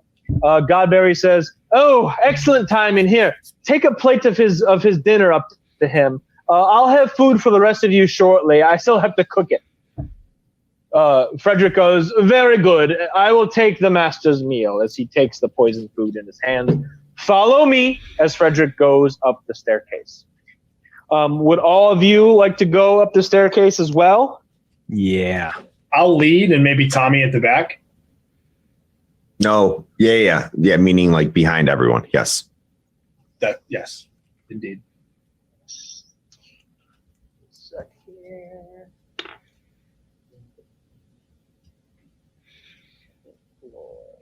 Let's point out, Nashimo, that I've got a D&D playlist going as well from Spotify, and it is dope. It's dope. Damn it. I'm going to make sure I set that up for next week. I'm comfortable setting it up right when we're done so that it's done. Do you think Twitch will pull us though? No, because the content that I have it's just varying artists. So as long as we confirm that it's good, we're good. Okay. People play shit on Twitch all the time. Where's Ilya at this point? She's standing right next to you. And she's in chains and has the household cat? Correct. You see that okay? Cool. As you make your way into this large chamber, it's sort of just like a large den or study. There's a big desk on one corner. Books piled up behind this tall, slender, almost malnourished looking man. Shelves and wardrobes, a large stone slab centered in the room that you are all standing before. The man standing behind the table there is Thrustwell Vantapure. I can go ahead and show a picture of him here from the book. Is he as handsome as Jon Snow? No, he's like a really gross Snape. It's like Count Olaf. Yeah. He's not bald. He's nasty. He's nasty. Thrustwell, imagine a really bad supervillain as he turns around petting this ornate small gold box in his hand. His greasy long hair he pulls out of his face as he looks to you and goes, well, look who's finally arrived. Frederick, leave the food and be gone. I have no need for your useless services. As Frederick goes, of course, my lord, as you commanded. And he turns around, leaves the plate of poisoned food on the desk, and goes back down the stairs. Thrustwell says, you might have been smart enough to fool my servants, but of course you're not as smart as me, Thrustwell Vantapure, for I'm the smartest of all the Thrustwells, and I've been watching you all, working with Captain Zaj, killing our cultists, disrupting our whole operation. And it stops now. I will prove to my mother that I am strong too by killing you all. So, Thrusty, pump the brakes. All right? Let's pump your brakes here, all right? While all of that may or may not have been true, I do, however, come to you with an ounce of truth. That is indeed game-changing for you and your mother. All right? The 5-headed wicked demon bitch ass queen sent some motherfuckers to get that gold. All right? And they're there now. After they get it, they're coming for you. She's sending the Legion. You're fucked. I'm here to warn you and win over your goodwill. Make a deception check. Unless you really are trying to win over his goodwill. Nice pivot there, though. I'm lying out of my fucking teeth. It was beautiful. Roll it. I believe Come on, it. baby. Let's fucking go. 19. Ha!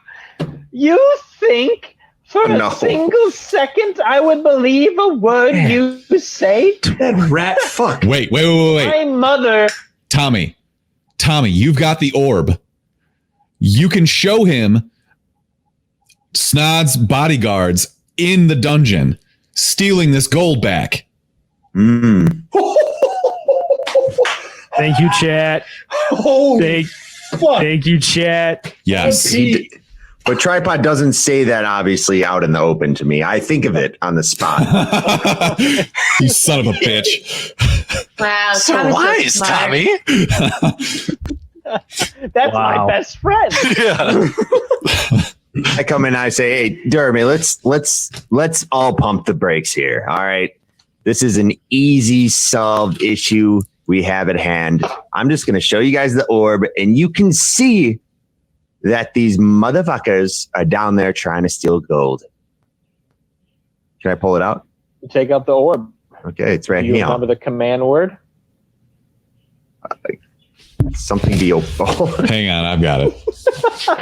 Beetleborg. It's Let the gates be opened. Yeah, What's the gates be safe open. word, Tommy? Let the gates be open.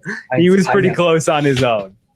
As you put the orb on the table, speak the command word, and it starts strobing different color lights again, revealing the treasure room inside the dungeon of the Dead Three, where Tiamat's a portion of her hoard is piled up.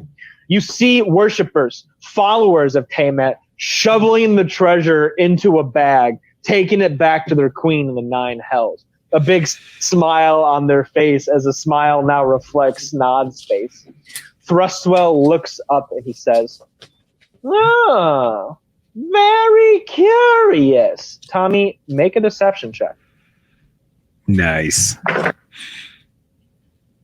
12.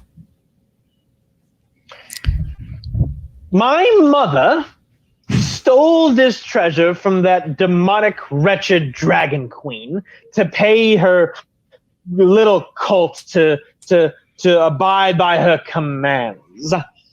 What you don't realize is that our plans have grown much bigger than what they used to be. The cult of the Dead Three is dead and no more, and we like it that way, for we have aligned ourselves with new, more powerful allies that can ascend our power to control all of Baldur's Gate. But I appreciate you telling me this important information, because it does speak truths to your intent. Maybe you wish to join the ranks of the Vent the Pure family and carry out the dark deeds that we command. As he kind of like leans forward, grabs a fork and a knife, and starts to cut up the chicken that's on the... As he's doing this, I'd like to cast Mage Hand to try to grab the box. Absolutely. Make a sleight of hand check. Wait, he knows what my drow poison does, doesn't he? Who, me? Yeah. Okay. Do you think I should wait? Yes, wait until he's dead. I don't know how fast your drow poison works. It's instant, and he doesn't die. He's paralyzed. And then we can do whatever we want. Yeah. And then All we right. eat him.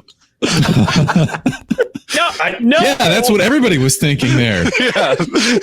I trip over a rock and I look up and say, I'm sorry. I gotta go. I gotta get out of here. Yes, you see, me and my mother, we have grown, as he's like cutting into the chicken, like monologuing, as best he can as like an evil villain. We plan to use our new devil ties to grow a hideous power and seize control of Dukeship and Baldur's Gate. He's like, slobbering at the mouth. He like goes to eat the chicken, and then after we control the city, like he pulls away from you. You're all like, like is he gonna eat it? He takes a big bite off the fork, chews loudly, spit and like food particles coming out of his mouth. Uthar Ravengard was a fool to think he could stop the Vent the Pure family. As he just like freezes in place, his like mouth obscured, his like body tenses and seizes up. And like a rag doll in like any Elder Scrolls game, he just like falls over to the ground, thump, thump, thump, thump, thump, thump, as he hits the cold stone floor. The box rolls out of his hand onto the ground in front of him. There's Mage Hand being cast and snagging that before anything comes out of the ceiling. I was gonna say, I feel like come we out should of the good and evil wardrobe. this room right now. As the box lifts up in the air and you see my hand grab for miniatures, it's floating towards you. Out of thin air, you hear 4 simultaneous like whoops as 4 imps appear surrounding Roop. The box still floating towards you, Dormir, as they all, with fire in their hand, arc it up towards like the top of the group as the 4 separate firebolts converge into one giant fireball and drops down onto the party. Everyone make a dexterity saving throw. Oh, that's bad. That's not good. That's another 17, though. Big time. 18. 21. 11. Fucking 10, dude. Tripod? Take 13. damage. It's not. I still want to know what class you are. Those are really high dex rolls. Are you also a rogue? Ilya, what did you roll? 11. Roll with advantage, please. 11. Oofed up. Dice don't lie. Those of you who that rolled a 13 and below fail the dexterity saving throw to avoid the fireball. If you succeed, you take half damage. If you fail, you take full. Ilya, as like the fireball ignited, slobber chops in your hand tried to cast a shield spell over you and her, but wasn't quick enough to block the damage. Damn. So is the cat now like The cat is medium gonna be rare, eviscerated. medium well? Cooked just the way I like it. Wait, stupid question. The big number in your dexterity box, what does that determine? That determines your modifier. So you should have like a +2 or something. Yeah. Is your So you want to look at your dexterity saving Yeah, throw? look at the saving throws, a separate little chart at the top. Should be a little box next to your ability scores. Because you might have proficiency in some of them. I think he might as a barbarian. I don't. Those of you that fail are going to take 15 points of fire damage. Machi, machi. So you said if you rolled a 13 or below? Correct. You take 15 Okay. points of fire damage. Those of you with a 14 or higher will take 8 points of fire damage. The cat is still alive. It managed to shield itself in Ilya's arms. Everyone roll initiative as the imps attack. Fuck. 14. 20 and above. Okay, 15 to 19. 17. 17. Okay, 10 to 14. 14. Tommy, then the imps. Whoa. Okay, 5 to 9. 7. 8. 6. Snod, You got my new AC, Dormir. right? tripod, 16, right, Snod? Yeah. Yeah. And Ilya, how'd you do? 3. 3. Okay. Nashimo, you're up first, then Tommy. You can see the imps are getting ready to cast another joint fireball spell. There's an imp, right behind me, right? Yeah, there are 4 kind of surrounding you. 1 here, 1 here, 1 here, and 1 here. All right. Let me. I'm actually gonna try to move up 5 and then diagonally 5 in front of that imp. The box, which is this marker here, made it to about here with the mage hand. Okay. I'm gonna attack the imp. Make your attack. Okay. 18, 20, not natural. 20 hits the imp. Okay.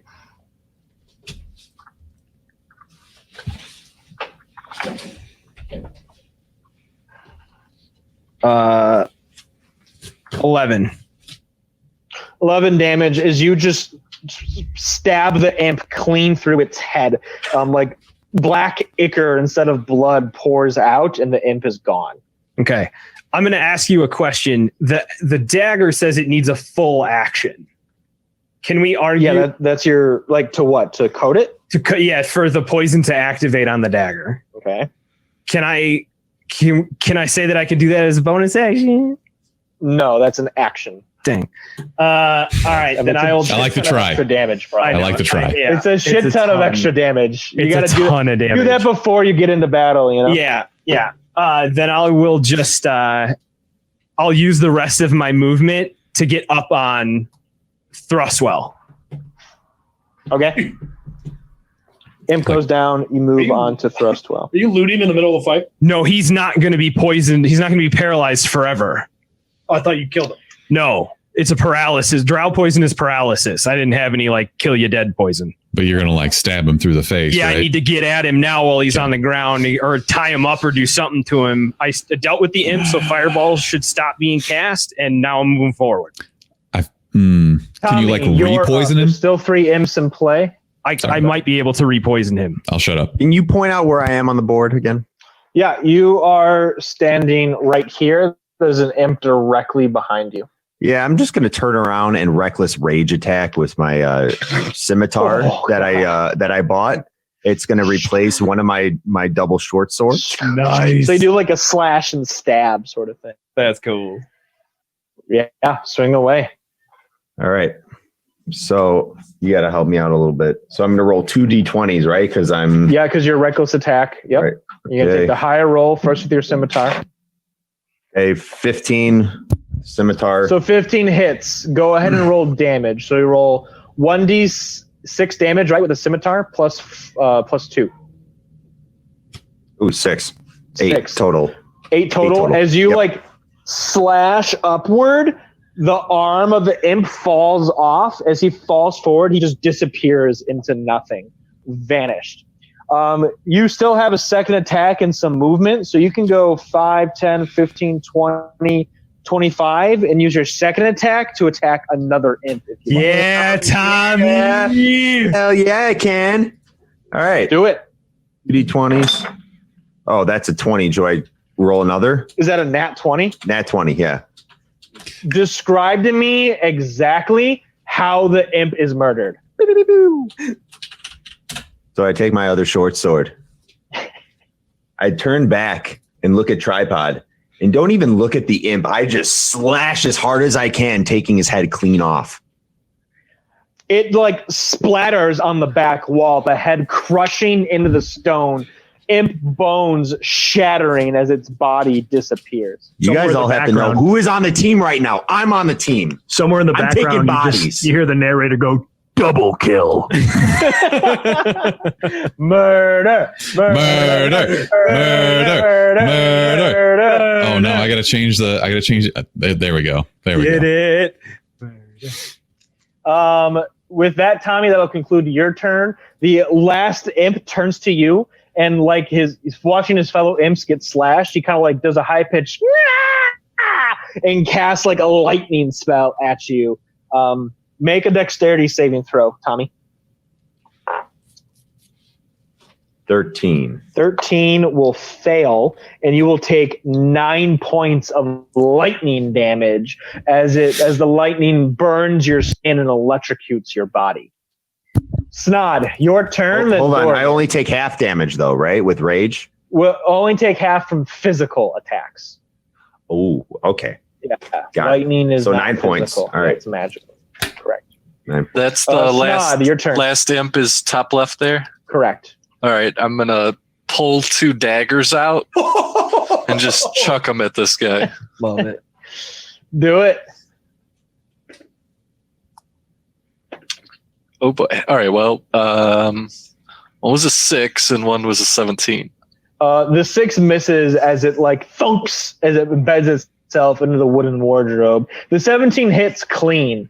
Roll your D4 plus your dexterity or your strength modifier. So 5 piercing damage. Do you want to describe the killing blow? Ooh. These guys I'm suck.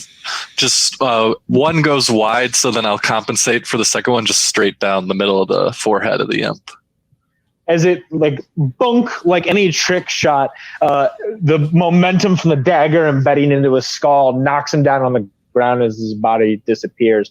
Keep in mind, Dormir, they did 15 points of damage to the entire party. So Yeah. with Squishy. with We'll the just call him Squishy. with the imps gone, the area is seemingly clear. Thrustwell is now like coming out of the paralyzed state. Nashimo, you're standing over him with your dagger and another vial of poison. He looks up at you and just goes, "Oh, I'm sorry. Please have mercy. Break his thumb. Where's your mother? Who's your daddy and what does he What does he do? Make an intimidation check.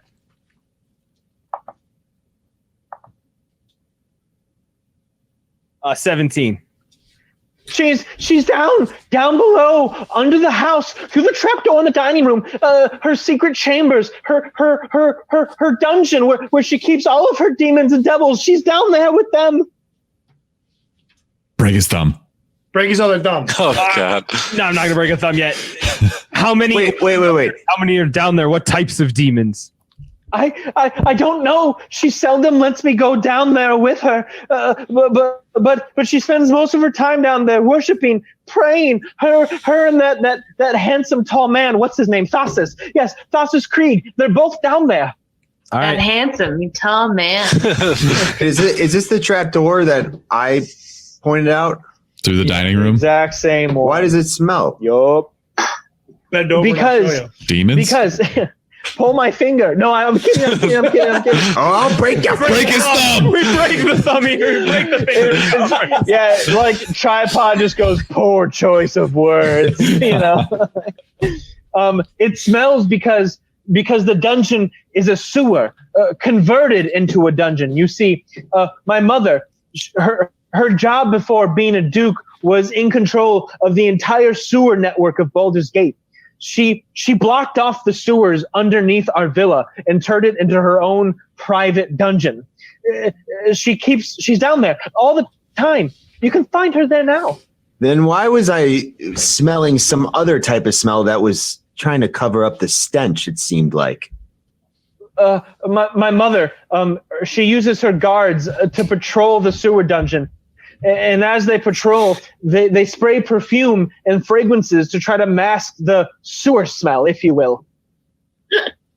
I don't trust him. Break his thumb. Kill him. It's time to get in there. I vote we tie him up, loot the rest of the room, and get down to that other door. It's time to go get him. I mean, Tripod, make Tripod and Ilya, both of you make a quick medicine check. 15. 15.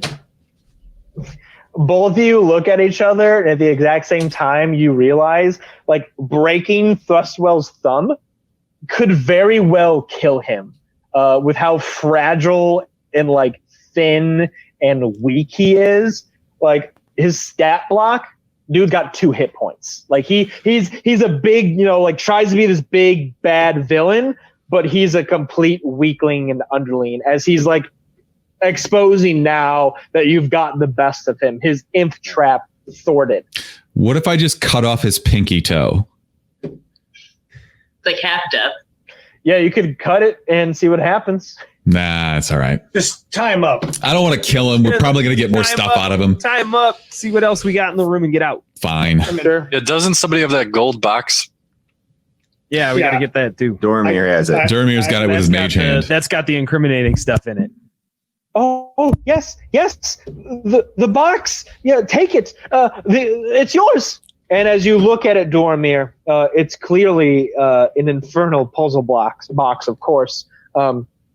Your time spent as a demon relic hunter and gatherer. You've seen infernal puzzle boxes before. This specific one is a cube-shaped container that measures 5 inches on each side. It's composed of airtight interlocking parts made from materials found in the 9 hells. This box is made of infernal iron, though some of it has like bone or horn carving ornate decorations on it. Tripod, make a history check with advantage.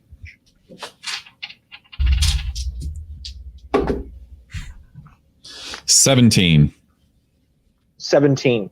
As you all look over to Tripod, His eyes are like completely dilated black, like a shark that just smelled blood in the water, and a like thick, dark, like smoke soot cloud is leaking from his mouth, almost extending his smile. Tripod, in your head, you can hear your infernal devil talk to you, speak to you. His name, Bitter Breath. My man, BB. Devil of Avernus. You hear like he's smelling something. Oh, yes. I smell the presence of a devil lord. An arc devil has touched that infernal puzzle box. Whoever owns it must have some dark deal made with the devil. Its contents, the contract, is inside the box. Use this information well, Tripod. As you like come back out of it, the taste of soot still resonated in your mouth. Can you open it? Yeah, I definitely want to grab that bitch. Do you let him have it? I ask him first, can you open it? know what's inside. So first of all, I want to take a look at it. Can I speak Infernal? Is there anything like any inscription on it? Can I read what it says? Is there anything? Yeah, absolutely. And in fact, anyone who like speaks or read Infernal that's standing near Dormir can kind of realize what it says. It has a lot of small writing around it, almost like the fine print of a contract etched on the very puzzle box itself. And inside, the text describes that should the box be opened incorrectly or from the wrong hands, meaning the two people who've signed the contract, if neither one of them opens the contract, it's like opening Pandora's box. And all of the nine hells can break loose and invade the very realm, whatever realm the box is in. So unless it's opened and cared for and dealt with properly, it's a very dangerous tool to have. Maybe Thrustwell can provide more information as to why he has it. Dusty! As metal as that sounds, I'm definitely going to ask Thrustwell. First of all, are you the contract holder? No, I'm not. It's Thassus Krieg. He's the contract holder. He made some deal with some archdevil in Avernus, and the contract is inside the box. Why wouldn't he hold on to his own contract box? He gave it to me to study, to try to figure out if I could open the box and destroy the contract without having to fulfill Thrassus Krieg's part of the deal. And as you look around, all these books that are stacked up, parchments on the table, these are all books about Avernus, devil contracts, how to get out of that. It all kind of adds up. Thassus gave Thrustwell the box to see if he could learn how to open it and destroy the contract so that Process wouldn't have to fulfill his part of whatever deal he made with whatever devil. Okay. Does he? Go ahead. I think I believe it.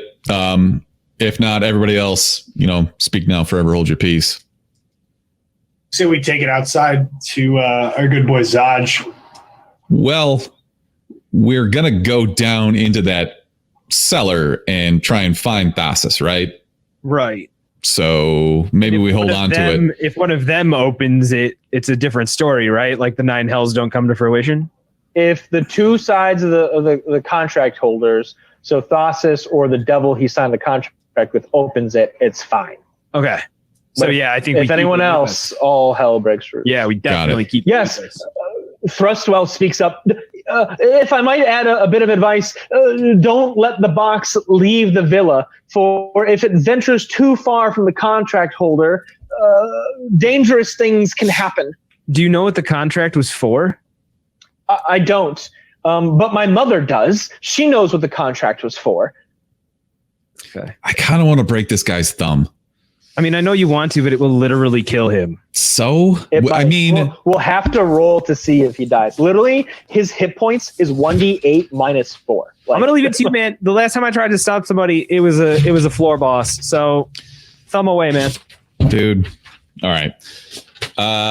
Let's first. Let's search the room. Look at the cat. It's hard. It's harder to want to eat it now. That's what you want to eat. At least you got to get those wings you made for Hobbs. That cat is thick with 3 C's. He's tick. He's thick. That's a thick ass boy. That's a thick ass boy. All right. So, based on the Zoom chat, I think we need to take 5 so everybody can take a potty break. Yes. Afterwards, I think we'll search the room and then we'll go try and see if we can find Thasus. I think I would like to kill Thumps. If you guys can hold on like one more second, I have a scene change. Go for it. We can search the room, then take the break. That's fine. Yep, let's do it. Absolutely. So what's the manner of searching? There's that big armoire in the top left that I would like to go check out. Oh, I was going to say, Nashinomo and I have history. History with armoires. Do you mind? I was actually going to say, Nashimo, you want to check that bitch for traps? I mean, can I do it with my partner? Do you mind? Yes! Go for it. Okay. By all means. Partners. Yeah, we'll check for traps on the dresser. Also, I did my detect good and evil within probably 30 feet of here, so I feel like I would know if there was an evil scarf in there. Nope. There's just treasure. No scarf. Doesn't work against scarves. What'd you roll on the investigation? 19? 13. Yeah. You guys open the cupboard, and there's a false backing to it. And as you remove that, you find a stash of valuable goods. Okay. Inside the false bottom, you find. Oh wait, that's a different thing. You find. I got really excited. Didn't you get really excited? Yeah. It's like, wow, we found a good one. You find a thin black covered book, ledgers with entries written in Infernal. These are records of Duke Vanthapure's legitimate business dealings and how she's used devils to aid her businesses. You find a set of calligraphy supplies worth 30 gold pieces. You find a poisoner's kit that you can use or sell for 50 gold pieces. I think Nashimo's going to want that. Pocket. You find a coin purse made from a sheep's bladder contain 350 gold pieces. I'll take that. And you find a magic item called Pipes of the Sewers. Pipes of the Sewers? Mario? Yep. Yeah, I'm going to have to Google that shit. I'll bring up the item description if you like. Yeah, that'd be great. So as he's doing that, the thin black book is clearly going to be how we're going to incriminate the Vanthapures, right? Like we're all on the same page with that. 100%. That is very, very easily. Pipes of the Sewers. Sounds like an porno. National, how much? Joe, go ahead. Sorry. Pipes of the Sewers. You have to learn how to use this instrument. Takes a little bit of practice to use the pipes, and it's kind of like like a Satyrs, like pipe set right here. Oh, like these? Oh, it's like a fife. Yeah, pipes. While you are attuned to the pipes, ordinary rats and giant rats are indifferent toward you and will not attack you unless you threaten or harm them. What about mice? The pipes have 3 charges. If you play the pipes as an action, you can use a bonus action to expend one of the 3 charges, calling forth a swarm of rats. Each expended charge, provided that there are enough rats within a half mile to be called. If there are best item ever. If there aren't enough rats for a swarm, the charge is wasted. Called swarms move towards the music by the shortest route available, but aren't under your control otherwise. The pipes regain 1d3 expended charges daily at dawn. So with the pipes, rats are indifferent to you. They're like, whatever. And you can summon swarms of rats. How much does it sell for? No, this is Tommy written all over it. Well, if he has to learn how to God, use they it, wouldn't though. eat those. It's Yeah. unlimited free food. I want to summon the swarms of rats and have them like lift me up to where I'm like 6 feet tall and just punching a guy in the like face. the guy in Big Hero 6. Like Yeah, all just the like- little mini bots. Like, Oh yeah. that's I'm what I all see rats. for you, bud. Yeah. Joe, what does Might it be a- what does it take to learn how to use it? it takes an hour to learn how to play the instrument. Worth Okay. it. God, I wish that was real life. I wish we had a bard. If someone wants to start to learn how to use it, by the time you get to the sewers, we can say you know how to play the pipe. Tommy. So, Tommy. You're just Tommy. annoyingly I'm giving it practicing to the whole Tommy. time. Hot cross buns.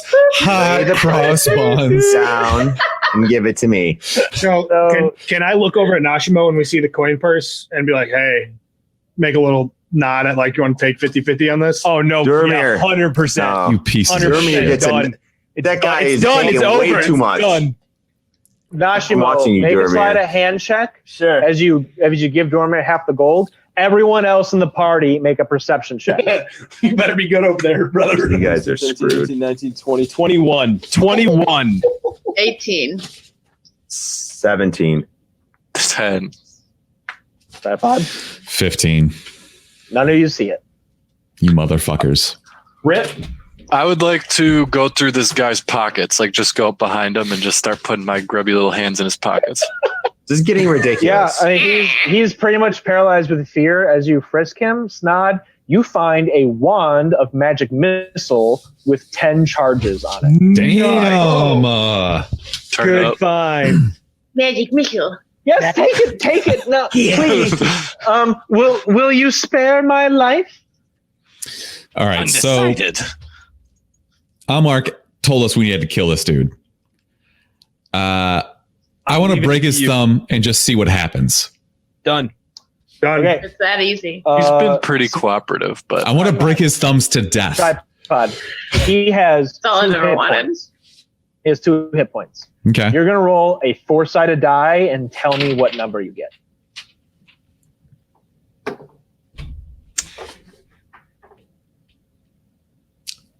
One.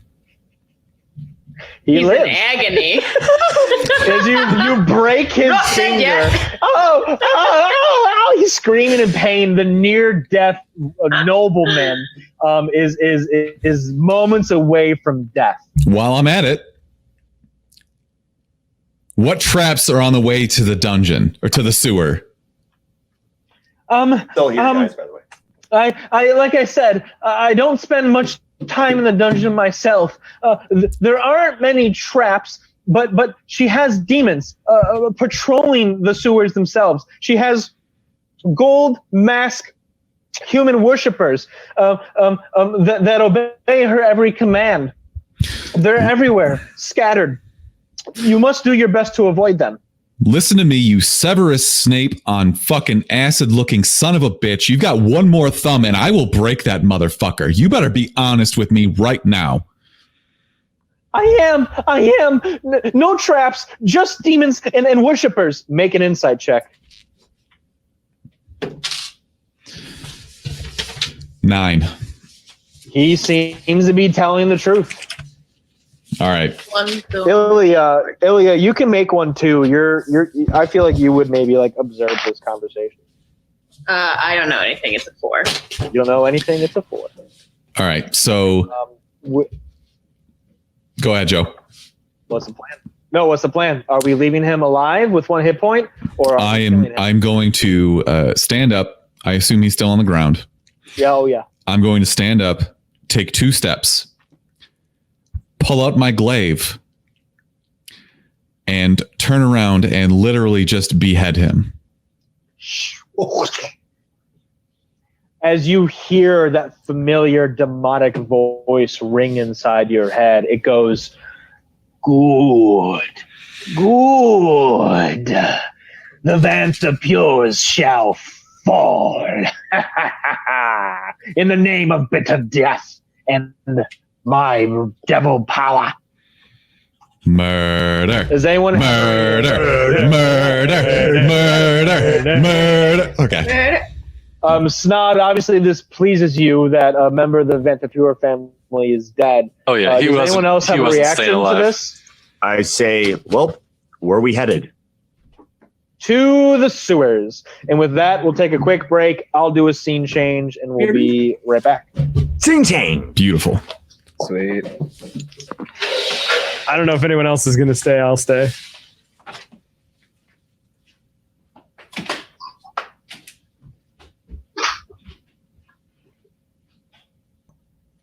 Will, this new character of yours is so much cooler than Gib. Spoilers. This character betrays you guys shortly, and Gib's coming back.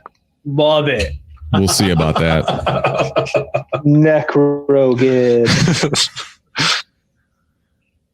No, this guy, his character's actually a necro who brought Gib back, and then Gib breaks free. What do you think my boys are doing at that treasure gold spot?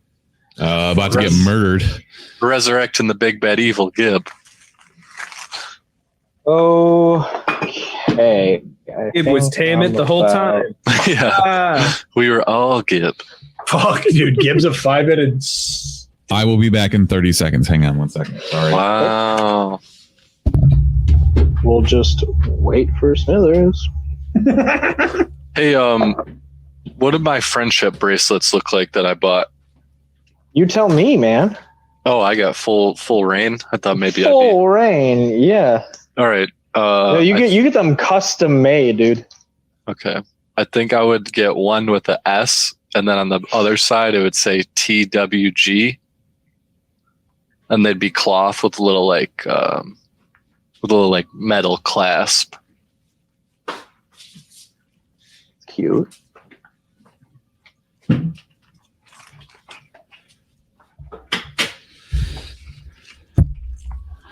Sorry, we back. He back. Okay. Everyone good? Yep. Yep. Is there anything else we want to search in this room before we head out? We're already out. Never mind. Yeah, you're there, baby. That's fine. I'm good with that. Can you set up the other room? Actually, I want to check one more thing. Can you just go back? I don't want to play anymore. I'm just kidding. One large stone pillar braces this large 10-foot high vaulted ceiling. You're standing in a dry cellar, the walls of which are lined with dozens of barrels and wooden crates. Half of the barrels have brass spigots tapped into them. The room also contains 2 stacks of wooden crates surrounding the room on the walls. There are 3 exits out of this chamber. 2, as you can tell, lead out into a sewer network. You can hear like water moving, that familiar like bad sewer musked with perfume smell is coming from the doors. And there's another like interior door on the far side there that goes into like another stone chamber. This room appears to be some sort of like storage or cellar chamber. The stairs going back up into Vanthapure Villa. There's a ladder located going along the stone pillar. There seems to be no other signs of life inside this room other than you guys. Ilya, keep in mind you do have slobber chops with you. And yeah, you guys are now standing inside the storage room. What would you like to do? Let's search the barrels, I guess. Yeah, is that what everyone wants to do? Yeah. Let's just search the general surroundings in this room. Is there anything worthwhile in here? Look for traps, maybe check the doors. Who wants to search what areas of the room? You've got the north, west, northeast, southwest walls. I'd like to take the north door. Sorry. Okay. Oh, you're good. You take the north door. How far down from the dining room was this cellar? Was it within my 30 feet spellcast? Definitely not. It was a good maybe 150 feet down. It's like below ground. The sewer works of the city underneath the foundations. You know what I mean? Got it. All right. Can I recast Detect Evil? Definitely. Yeah, give me a little flavor. What's it look like for you? So last time I did it, I did my little spin move and my fingy thingies, but now there's a green screen behind me, so now I'm just gonna like kind of just pretend that I did a full 360. God damn it. The immersion. Wow. Smithers, we got to have you DM sometime soon. Don't underestimate me. Yeah. Your spidey sense starts going off. In fact, in these barrels over here and in these barrels on this wall, you sense the presence of demons. Yeah, who's the idiot now? Still me, I get it, yes. But I would like to warn the party that those barrels are evil. Make an insight check. Every villain is lemon. That is a 13. You hear a familiar demonic voice ring inside your head once more. I sense the presence of spine devils lurking in this chamber. Yo, everybody, there's some fucking spine devils in here. The fuck is a spine devil? It's a devil with a spine. Why don't we go ahead and get out? Ilya, make a nature check on spine devils. I don't know if I want to. That's a 16. 16, yeah, no, you're definitely familiar with spine devils. They're like 2 tiers up from what an imp is. They're a lesser devil. They have purple scales covering their body. Their large bat-like wings are like twice as long as their body is. They have wicked, like sharp tails with sharp, long, serrated spines trailing down from their head to the tip of their tail. They are nasty creatures that fly around quickly and can summon other lesser devils to aid in their fight. Does Ilya know of their weaknesses or anything of the like? Dying is definitely a weakness of theirs. Okay. Wait. Can I ready my throwing dagger when one pops up? We'll let you guys discuss. I need 2 seconds. Go for it. So, we could just, like, we're going to the barrels. I've got a maul. I could just smash one of these barrels and see what happens. We could also run out the door. Yeah, but then we're probably going to have to come back through here to get out. And if we go to another room and encounter something and somebody alerts the spine devils, then they're going to join. You go ahead and smash a barrel then, brother. DM Joe, you ready for this? Oh, I'm ready.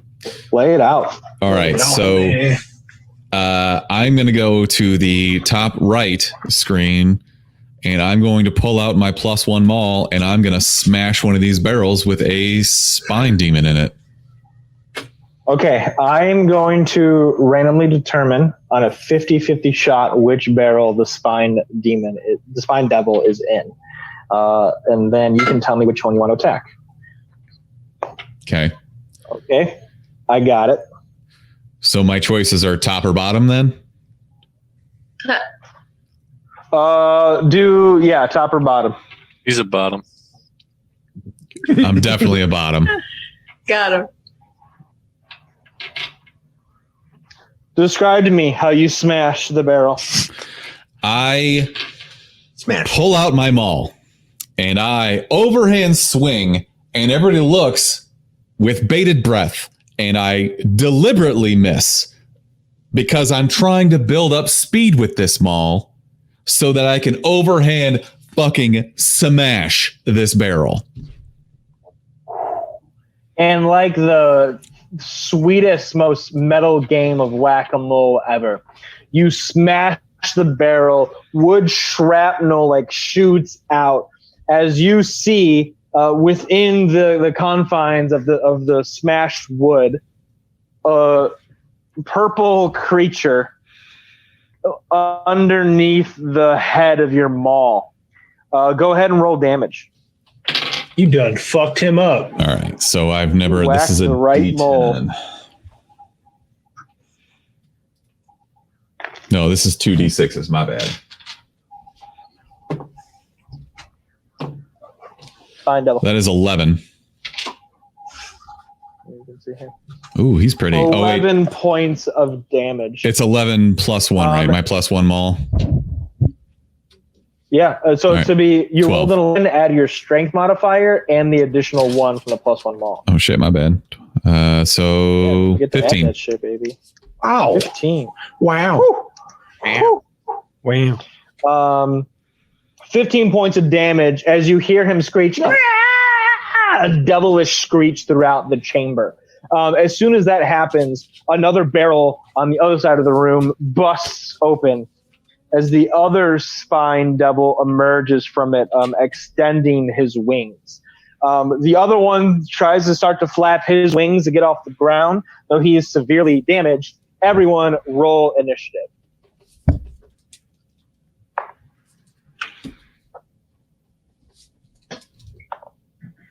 Ooh. All right, anyone get a 20 or above? 20. Dirty. Dirty 20. Okay, 14 to 19. 17. 16. 16. Okay. Then we're doing 10 to 14. 11. Tripod. Okay. 5 to 9. 5. And 1 to 4. 2. Ilya, you always with those low I'm having a initiative really rolls. hard night with my rolls. They're really bad. Don't worry, there'll be plenty of minions to swing your weapons at. As the spine devils start to take flight, they each have like pitchforks or like tridents in their hands. Their spines frailed. Their demonic smiles and glowing red eyes, ready to take blood from you all. Dormir, you're up. Then one of the spine devils. And then one of the spine devils? Yep. Okay. Where am I standing? You are standing, if I was my pointer, right behind Snod. You're Oh right yeah. here. Pull that pointer Okay, out. perfect. So I'm gonna stay right where I'm at. I'm gonna finish off the spine devil that my good friend Tripod wrecked. Sure. So I had a 15 to hit. 15 hits. And then, so I'm using +1 arrows now. So that's a +1 to your hit and to damage. So that's how I got to the 15. So I just do my normal attack roll. Plus your Plus one. dexterity modifier, plus an additional 1. Was I supposed to be adding my dexterity modifier to every attack? Every damage, you add your dexterity modifier. I've definitely been doing that. Good. Yeah. No, yeah, of course. Yep, no doubt. I think you have. Yeah. Otherwise, you probably would be barely doing anything. Oh no, I have not. 16. 16. You shoot the arrow just as the spine devil extends his wings. A large part of his skull is caved in from Tripod's maul attack. Before he can flap his wing one time, you shoot the arrow like a shish kebab in the two wings, skewering them together as he hits the ground dead like a vampire in a coffin. Can I walk back really quick to make sure I got to that in the right way? So my longbow, I roll damage is D8 plus 3. That's the plus 3 is your dexterity modifier, right? Your dexterity modifier. Got it. Okay. So I take it back. I have been doing it the right way the whole time. So yeah, it'll be with the +1 arrows, it'll +4 for damage. Got it. And then I also have a proficiency. You don't add proficiency for damage, only for attack roll. So when you make an attack roll, you add your proficiency bonus plus the modifier, which is your dexterity. And then when you do damage, it's just your modifier. Got it. Okay. So that being said, I did 14 on damage and I rolled 17 to hit. So still dead. Got it. Okay. I'm all good. Excellent. Excellent. Do you want to move anywhere or stay where you are? I'd like to kind of hop into the corner by the door next to the barrels, Sure. just behind people. This one here? Yeah. Excellent. You turn around with your bow drawn. As you do, the other spine devil starts flying by in this direction. And as he does, he takes his pitchfork and touches it on the ground in 3 spots. And from it, a hellish light births 3 infernal creatures. These creatures are small, about the size of a chicken. And they have these large, like, flesh flaps that come out of their backs that make like wings. I don't like flesh flaps. Long Flesh flaps. These long, like, fleshy, pale faces that just protrude out of their body with a dozen small eyes on them, like a spider's eyes scattered throughout, and a large, like snapping mouth that comes with it. They use their flesh flaps to, like, help them move forward, almost like an astronaut hopping on the moon. Dude, I don't like anything you're saying right now. The spine devil, laughing as he does, flies back around at you, Tripod, and will make an attack as his, these creatures are called infernal chickens, flat forward. Eternal chickens. Infernal chickens. Infernal, eternal. You have the minis. You should bring the minis up to the camera. Abyssal chickens. They're so Abyssal chickens. Oh, hey Joe, God. how much does a potion of healing heal? How many points? It heals 10 points. Standard is 10. The spine devil. Sorry, superior. Tommy Wee, if you have a superior, that's 15, right, Joe? Greater. So potion's 10. Sorry, greater is 15. Superior is 25. Okay, sorry. You're good. The spine devil is going to shoot spines from his back in your direction, Snod. He makes an attack. Snod's face. Snod, he hits you. You will take 3 points of piercing damage as a spine hits your shoulder. The spine devil then does a flyby attack against you, Tripod, with his pitchfork. He rolls. Tripod, he'll hit you. The fork will deal 5 points of piercing damage. Damn.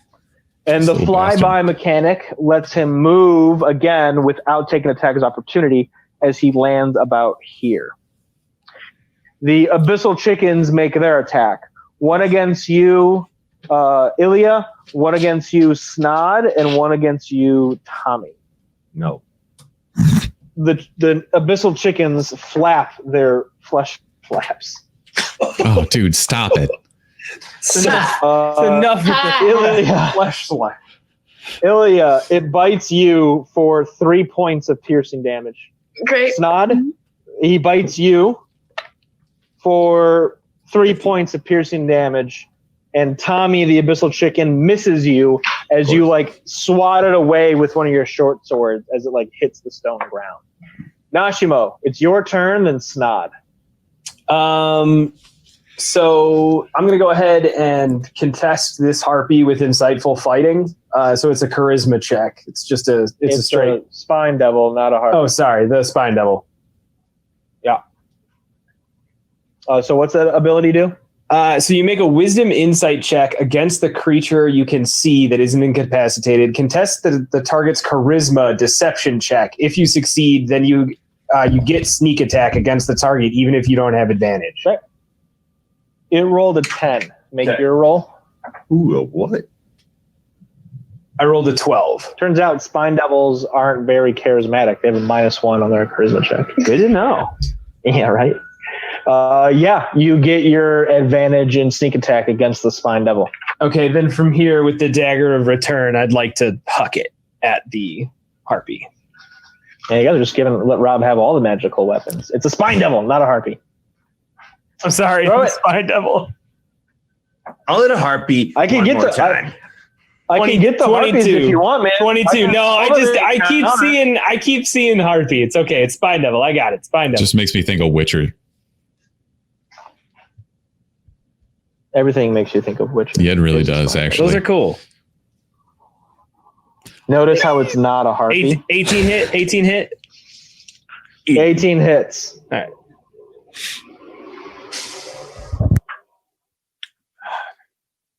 4, 8, 10 damage. 10 points of damage. Nice. As you throw the dagger, boom, boom, boom, boom, it hits the spine double, like right in the abdomen. It like hisses at you, and it goes to pull the dagger out, but it's already disappeared from the abdomen and back in your hand. I didn't add my sneak attack. Hurry up and add it before I move on to the next 12. turn. It's 12. It's 12. Cool. The dagger magically reappearing back in your hand. Anything else from you, Nashimo? I'd just like to move, like maybe behind. I think that's tripod, right? There's a gap between tripod and right here, or over here. Over there, yeah, behind them, yeah. Yep, you're behind Snod. Snod, it's now your turn. Tripod, you're on deck. You got 3 abyssal chickens and a damaged spine devil. 3 abyssal chickens. My McDonald's order. Yeah, can I get 3 spicy abyssal chickens and double spine devil, please? Yeah, what sauce would you like with that, sir? I would like to reach out towards one of the abyssal chickens and plume it with some poison. Quick sidebar, Mark, can you voice the abyssal chicken? What's it sound like? It's a porpoise. It sounds like a fucking horse. Okay, Snod. Sorry, I distracted the group. No, that's okay. 13 is going to be the DC on a con saving throw for Mr. Chicken. It rolls a 15. So then he is perfectly fine. Perfectly fine. As the What abyssal even chicken are you? I stares yell you across the out. room. What do you know here? Snod, do you want to do anything else in your turn? Yes, as a bonus action, I want to make my cloak of billowing billow majestically behind me. Yes. As it like there's a gust of wind, it's just flapping behind you. So Your even short though stature. Yeah. my attack missed, I still look cool. Hell Damn yeah. Never stop looking cool. Tripod, you're up, then Tommy. I'm looking at Venom on Pit Snake's comment. Fucking hilarious. Yeah! That video where he gets hit with the basketball, it's like, yeah! Smithers, you're muted. My bad. I'm going to move to to hit one of the flappy chickens. To flap one of the hitty chickens. I'm going to flap him. I'm going to flap to move. So the closest one you can get to is next to Tommy. Is that what you want to do? Yeah. I'll bail Tommy You out wanna again. Stand next to Tommy or approach the chicken from the side? I'm going to approach the chicken from the side. Oh, baby. You approach the chicken from the side. Hashtag D&D quote of the session.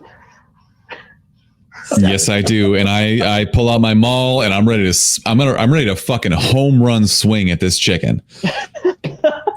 You like Happy Gilmore, or you like swinging the baseball, you know? Oh! Net 20, it's great. Hey, dude, Tripod, take it away. Give me every little description you have to I brutalize.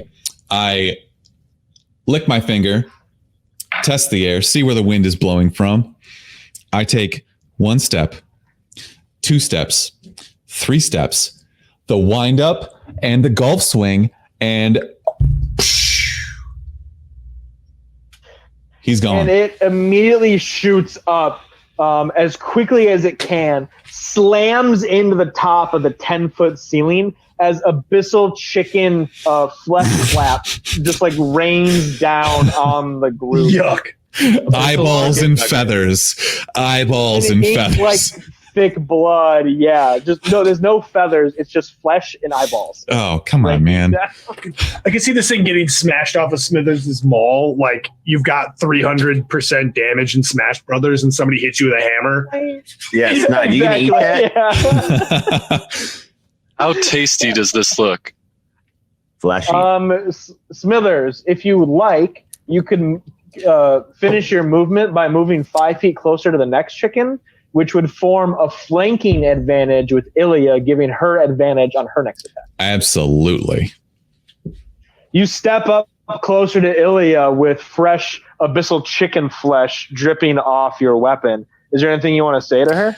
I would like to hold the tip of my maul to my face and just give it a little taste. Oh. You just tasted flesh flap? Tastes like advantage. Thanks for the assist, Nashimo. I tell you what, McDonald's really changed up their secret sauce. I'll tell you what. Oh, God. Tommy, you're up, then Ilya. So, Tommy, it looks like the one that's being surrounded by Ilya and Tripod and Snod should be handled. You could attack it. You're within range. Or you could sneak around to the side and try to get up on that spine devil or the other abyssal chicken. I'm going to go for the spine devil. Sure. Get in there. Yeah. 5, 10, 15, 20. You can get you can get to attacking range on the back corner of the spine devil as he's hovering in place. Did we dealt damage to the spine devil or no? Yeah. Oh, yeah. He's near death. 12. Okay. Sorry. I'm just Kick his gonna ass. Mistakenly. I'm going to reckless attack, not rage attack. Can I do that? Yeah, you can reckless attack. So you're not raging, but you have an advantage on because your I only attack. get 4 rages a day. Correct. Yeah. So it'll be a +2 instead of a +4 on your damage and to hit. Yeah. So let me just reckless attack this mofo. Let me just reckless attack this mofo.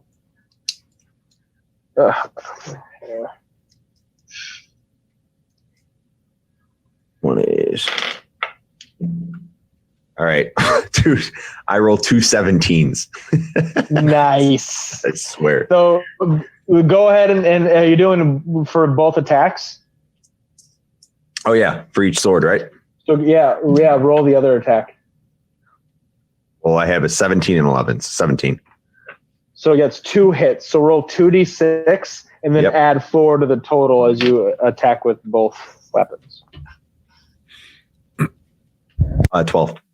It's got 8 hit points left. So you kill it. Nice. As you come up with your short sword, you like stab through its thin body, holding it in place, and then the scimitar, you just do a big swing upward, decapitating the devil. It's now done. It's dead. The abyssal chickens still hunger for human flesh. Ilya, it's your turn, then Dormir. I would like to attempt to also golf swing this abyssal chicken out of existence that I am flanking. Hell yeah. with. You've got advantage with the flanking bonus. As Tripod's like boxing it in, it's trying to like get away, but he won't let it leave. I'm just wiggling my wiener at him. Just, It's And like the chicken's wiggling his flesh flaps back at you. juicy flesh worm. Jason Segel in whatever that movie is. Bro. Sarah Marshall. You know what I'm talking about. We just watched that movie. Yeah. Yeah. I can still hear it in my head. That does 9 points of damage. 9 points of damage. The chicken dies. Do you want to take the description? Yeah, I mean, I feel like it just goes to say, like, I hit it with my maul, which is just a huge weapon. I feel like it just dissipates right on impact. It explodes. Ceases existence. You got to peel one of I the hate flesh it. flaps off. Nope. Throw that fucking tripod's face. Boom. Ilya. Fuck. What's his name? chops, slabber chops. Is that what's his name? Is that- Slobber, No idea. slobber I chops. Slobber chops. I'm really just like one hand holding this cat while I'm doing everything. Slobber chops in the palm of your hand is like trying to like get out of your grip as it's like hissing at the abyssal chicken. I let him go, I guess, but keeping an eye on fucking Snod. Big mistake. I'll take you out. I swear to God. Between you and the cat, I'll take you out.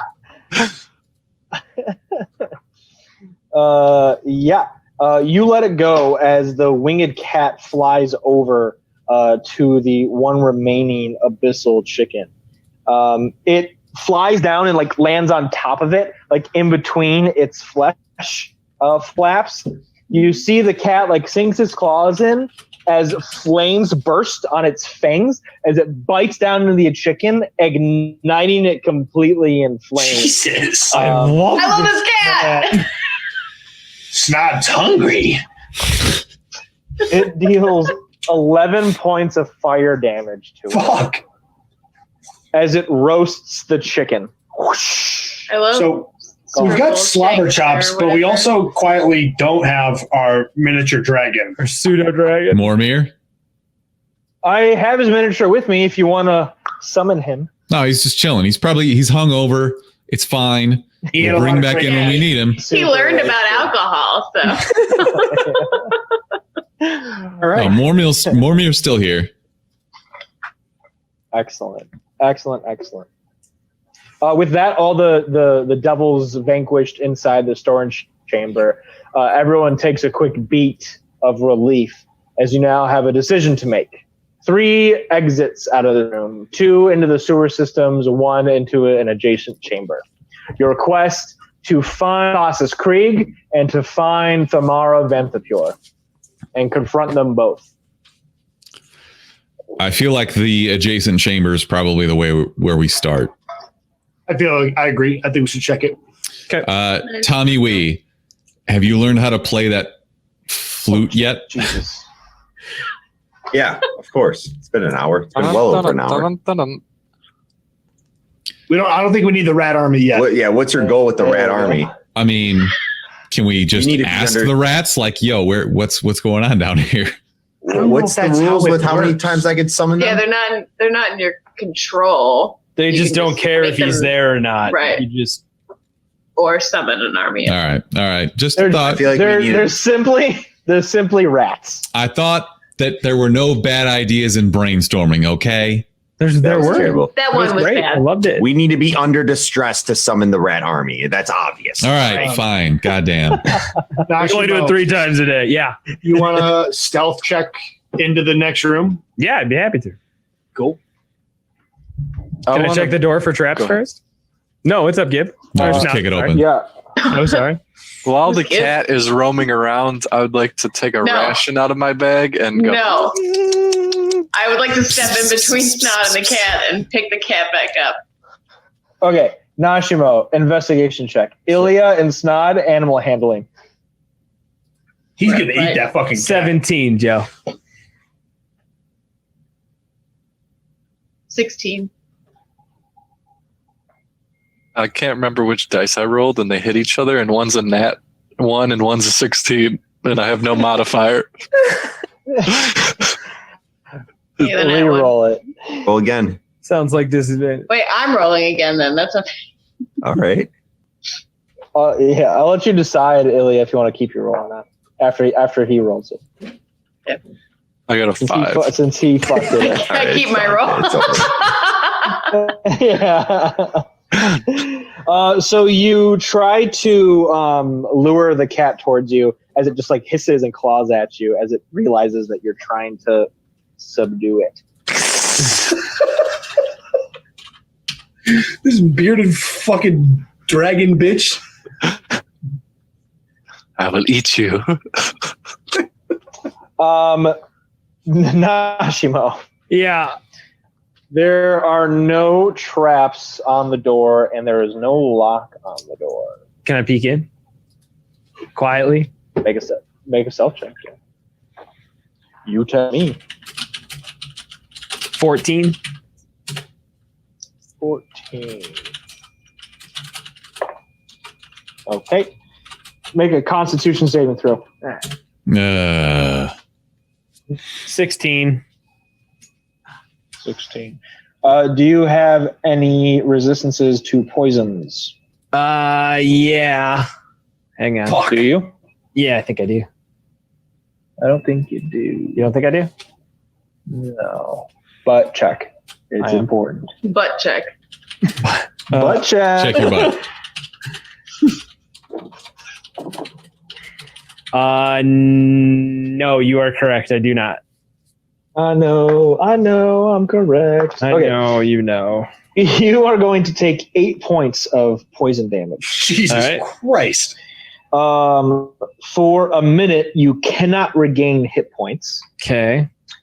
and you are considered poisoned. Okay. The mechanics of which are you have disadvantage on all attack rolls and Mhm. ability checks. Okay. Make For how, make do I a know quick for how long? until you're cured of poison. Make a perception check. 14. Nice. So you open the door oh so slightly, just enough for a weird green, thick, maybe like 2-inch diameter spiked tendril to just like whip you in like the neck.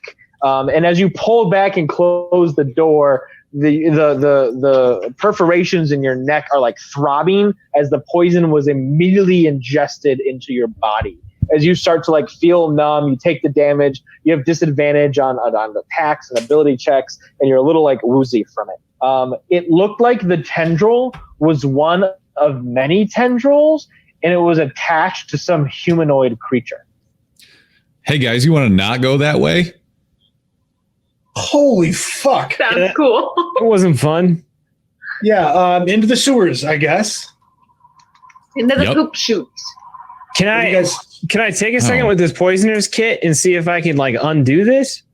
Like, can I grab a little bit of the poison as it's coming off the spine I was hit with and try to like bottle it up and see if I can make So to, like- antivenom like an antivenom later? It would take time to make an antidote. Well, I don't want to make the antidote exactly. now, but can I just bottle up this like what's left from the You just like aftermath? squeeze it out of your neck No, spine and you're just like, oh, I'll use this in later. it's in your body. You know what I mean? I guess you could try to like squeeze your blood out, from the wound. Make a medicine check to see if you can successfully extract some. Yeah, poisoned it's blood. a fucking not natural 20. Dirty 20. Yeah, you squeeze some poison blood from your neck as everyone watches you just like wring your neck into like a vial, cap it, and put it in your bandolier. Ilya, you can with slobber chops back in your hand. It like kind of gets a little close to Nashimo as you like walk close to you guys. Can sniff the vial and it like hisses at the vial. Slobber chops has poison sense and can detect things that are poisonous or that are Fucker. poison. Like Snot, don't eat him yet. 2 minutes earlier, bro. Like, Well, you opened the door. I He don't know. betrayed you, Nashimo. He's So we have a few remember this options. cat. It's not. Remember this cat. We have a few options here. To cure the poison, you guys can try to take a rest to allow Nashimo to cure the poison. Ilya and Tripod, both of you can use your lay on hands ability to cure poisons and diseases. Or someone can try to make a medicine check to cure it. I'll make but if this you real fail, easy. it I got you 100 could make it gold to work. whoever tops me up and cures this poison. I got 100 gold. So I've also got cure wounds. Does cure wounds cover poisons? No, that would be a Right. restoration spell. So Joe, you'll have to tell me when I broke my vow to Lathander. Technically, I lost my holy spells, hmm so I don't know if I still have lay on hands. You still have lay on hands. The power is still bestowed onto you from your new devil contract. though it can be and over time might develop into something more sinister. Okay. But for the time being, you can use it to heal, and you can also use, like, I think 5 points of the lay on hands to cure disease and poison. Okay. Ilya, you want to take this or you want me to do it? I don't. It doesn't matter to me. Go for it. Yeah, I'll do it. Is there anything you want to I don't want to give him horns. Be funnier if you did though. Anything you want to say to Nashimo as you cure him of his poison? I want to go up to Nashimo and I'm going to lay my hand on him while I have slobber chops, scribble shanks, whatever, in my other hand. Slobber chops. I'm gonna say, Scribble Shanks is from Cats. I like Scribble Shanks. scribble shakes. Don't forget. How do you know what's from Cats? Because I had to watch Cats. Okay? God damn it. I Don't lost the forget that this cat is the reason you're being healed. All right. Does that mean you're not taking the money? No, I don't want the money. Ah, cool. What the fuck? I should have healed him. Thank you. As you cure the poison with your lay on hands ability, Ilya, Slobber Chops smells the wound, smells Nashimo, and has no reaction. Nashimo, you are cured of the poison disability there. Now that you guys have a sort of better idea of maybe what's behind that door, do we want to come up with a plan to get into that room or explore a different part of it? Let's go somewhere else. I mean, if there's something that nasty in that room, it's got to be guarding something good. I don't know how to deal with it. All right, yeah. So who's got something? Can we like open the door? Oh, go, Dormir, go. I've got rope, and you only got by the tentacle because you were super close. I'm going to tie the rope to the door handle, scoot back about 30 feet. Got 50 feet of rope, by the way. I got 10 rope. I get 10 feet of chain, by the way, for you guys. Just so you know the door swings inward, just so you know. Away from me? Yeah, I had to. No, towards you. Into Like the it room. opens into the room. Like you can't pull it open. How long would you say your glaive is? Is that a ladder? My glaive is Tape 10 them feet long. together. The ladder. And you have a 10-foot glaive. You could So- take ladder. 2 full squares back and give it a poke. That would push the door in. Well, You probably wouldn't. what we could do is I'm heavy on strength. Somebody could technically open the door while I stand behind it, ready to shoulder it, and with my glaive, I just cut off a tentacle. This is sounding very stupid now that I say it out loud. It kind of Why don't seems we like a use- bad idea. Not Why don't we- stupid, just risky. I like it. Just Use the ladder as a battering ram. We could just go check out the rest of the sewer. No, there's something in there. There's something in there. There's definitely something in there, but maybe we could find something that, like, I don't know, banishes it to another fucking ladder dimension. as a battering ram idea. All right. Why are we not just standing to the side and somebody with an axe or a sword just swiping down at this thing that pops out? Yeah, I mean, Well, that's that's why the glaive was a Tripod bad just said. idea. Yeah. That was a good idea. I Bad liked it. idea. All right. I'll I'll stand. pop the door open for you, bud. You stand ready. I'll pop the door for you. All right. So, Joe, to the 2 blocks to the, I guess that would be the east. I will stand there with my glaive at the ready. And ideally, I'd like to, on the other side of the door, just like slide a hand this thing open real quick for him. Or can we So mage hand it this- open, Dormir? I don't know how many of those you got. I think it's unlimited. If it's a cantrip, yep, it's unlimited. Dude. But I don't think the mage hand is strong enough to open a door. Oh, okay. But no, Nashimo, we'll have you make a dexterity saving throw to like unhinge the door, push it, and then roll out of the way. No, I can't open a door, Joe.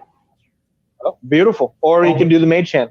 Open an unlocked door. So let's not even risk you, Nashimo. That I did would like- feel great last time. Wouldn't love that again. So Yeah, so I've got only 30 feet of range on that thing. So I'd like to stand. Yeah, you can stand right behind tripod. Stand exactly 29 feet and 11 inches away. Yeah, I would like to be straight away as well. So I've got an arrow shot if I need to as well. Sure. throwing dagger as well. Anybody else javelins? So you open the door. Yeah, I'd like to use mage. Everybody ready? I'd like to cast Mage Hand, then open the door. Good solve, guys. Well, let's hold on to that. We don't know yet. If it kills us all, it's not a good solve. That's true. BPK. TBK. That's fucked up. Please don't. I know you've already died once and you seem like you're invincible now, but I'd prefer not. The door opens. We'll give you a quick description of what you see. A broad-shouldered figure with purple skin and a beard of withering snake-like tentacles stands in the middle of the door that enters this iron-barred room. Tightening its grip on its glaive as it glares at you through the darkness. Each door is set with a small barred window, and a ring of keys hangs from the creature's belt. You see a bearded devil. I'll give you a quick picture here. Ooh. Purple skin, a tendril beard that it's kind of like Medusa-y, but it's not snakes, it's just poison tendrils. As the door opens, its beard like whips into the doorway, but the only thing that's there is Tripod's glaive. Make your attack, Tripod. Fucking chop them bitches off, boy. Do I actually roll for attack or am I just like attacking? Roll for attack. Okay. That is 19. 19 hits the creature. All right. I will pull out my D10. That is 6 damage. 6 points of damage. As you like cut up with your glaive, a few of the tendrils like sever, hit the ground and like wither up as they die instantly as they're detached.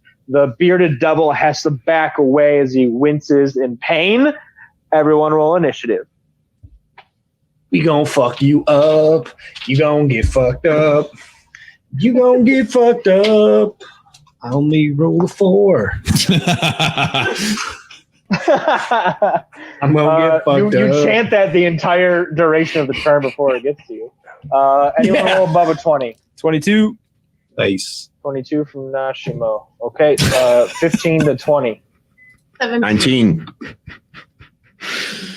So you got our beefcakes going up first. Ilya, you said 17?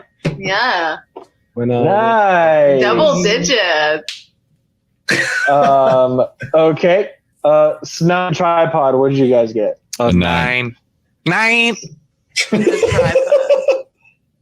Tripod, what'd you get? 9. 9.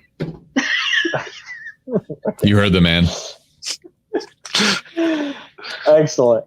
Nashimo, you're first, then Tommy. The bearded devil, although damage, has already recovered from the glaive swung by Tripod. Okay. Can we do the wisdom against his charisma against my wisdom check for the sneak attack? Yep. Bonus action. 15. He rolls an 18. Oh, okay. I'll still go ahead and throw the dagger. Although he has a gross tendril beard, this devil has high charisma. Apparently. I'll go ahead and just throw the dagger of return. All right. 14 to hit. 14 misses. All right. As you throw the dagger, he parries it with his glaive, and it reappears in your hand before it hits a wall or something. Okay. Tommy, go ahead. Can I just use my movement to move behind the foursome on the left of me? Sure. And try to hide out of sight? You mean back here or back here? Where I am now. Leave me there. He wants to cower in fear. Yep, leave me right there. Perfect. Yes. We all see it. Great. Tommy, you're up, then Ilya. Ooh. I was thinking of not reckless raging right now and just letting you guys do something for once. But you know what? I'm just going to keep carrying the team. Reckless rage. Let's go. Whew. Jesus. Jesus Christ, it's Tommy we know. Jesus Christ. All right. 2D. Do you get right in the doorway then? Yeah, I'm right in the doorway. I'm slashing and bashing. Yeah, like you're cutting at like the tops of his like ankles and like right under his knee. Like he's much, much taller than you are. That's okay. Might have to summon those. Go for the Achilles. I was gonna say, if only you had your fucking dog. What dog? That thing's cool. Oh, you son of Doug, a you left bitch. me behind, you son of a bitch. What, Doug? Tommy, as you come into attack, you will receive an attack of opportunity from the bearded devil, as his glaive has reach and you move through his threatening zone. So before you get to attack, he gets to attack you. Whatever. And he rolls a 16, which will hit you, Tommy. Since you're For raging, half? you'll take half damage. Yep. He deals 10 points of slashing damage, so you'll take 5. Make a Constitution saving throw. Machi. Like, I don't like when 18. when Joe says 18. that. I know. Con's the worst one. 18. 18. Yep. As he cuts you with his glaive, the open wound across your shoulder is searing hot, almost like that part of your body was lit on fire. But you managed to like power through the infernal wound and resist the extra damage that would be associated with it through your blood rage. Oh, Make your yeah. attacks. All right. 2d20s. So 15. And then rolling them 15. again. Yep, 15 hits. And 13. 13 misses. So your first attack hit. So roll a d6 plus 4. Yep. Your scimitar. That is 9. 5 plus 4. 9 points of damage. And my camera died. So hold on. Unbelievable. Ilya, it'll be your turn, then the bearded devil. Okay. I want to come up, I guess, behind Tommy Wee. Yeah. Can I still reach the guy with my maul if Tommy's in between us? Yeah, so gnomes have the ability that they can occupy the same space as an ally. So you can literally stand on the same square as him and you literally just stand over him. Straddling him Okay. over his head. Yeah. Just walk right up. If you recall, Tripod did that one time and Tripod brushed, I just dragged him. top of his head. That's fine. I really try not to think about it as often Slightly as I skidded. So yeah, you can make an attack with a melee weapon. Sick. That's a 25. Damn. It is what that is. We like that. We like that. Roll damage. Oh my gosh, it's so beautiful. That is 15 damage. Whew. Yeah, you hit him like right square on the chest as you like see his like muscles tensen up from taking the blow. Anything else? Just a question, because I got the scrolls, like the scroll of Wrathful Smite and stuff. Yep. Can I pop those after I make the attack because they're a bonus action, or would I have to do that before I make the attack and have it hit? It could be either. So you cast this, you can use the scroll and you cast the spell as a one-time thing, as if you're actually casting that spell. The smites are bonus actions, and the text is you cast the spell, and on your next confirmed hit, the effects happen. So if you do it after you already hit him, then you save it for the next time you would hit a creature. But if you do it before, you know what I mean? It's just whenever you cast it, it's the next time you hit a creature. Okay. So the timing is up to you. Yeah. So I'll save it then. If I move out of the space, am I moving out of his space? Am I going to get an attack of opportunity? Since he already took an attack of opportunity on this turn, he cannot take another one. So you could move again if you like. So yeah, I want to move back to kind of just let someone else be able to get in the doorway. Absolutely. Let someone else straddle Tommy Lee.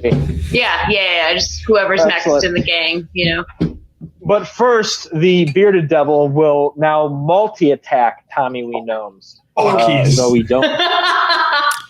How convenient, because he just went to go get Kill him off food. while he's gone. Oh, fuck. Should we totally prank Mark when he gets back? Yeah. I don't know if we should because he might fucking die. He might lose his shit, actually.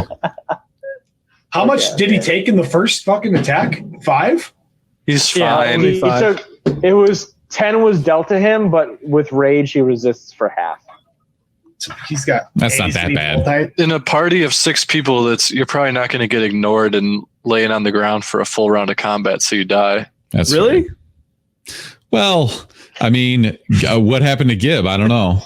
That was the joke. That was the joke, man. Look at Hobbs. Look at that cat. Hobbs is such a poop. All right, fuck it. Fuck him up.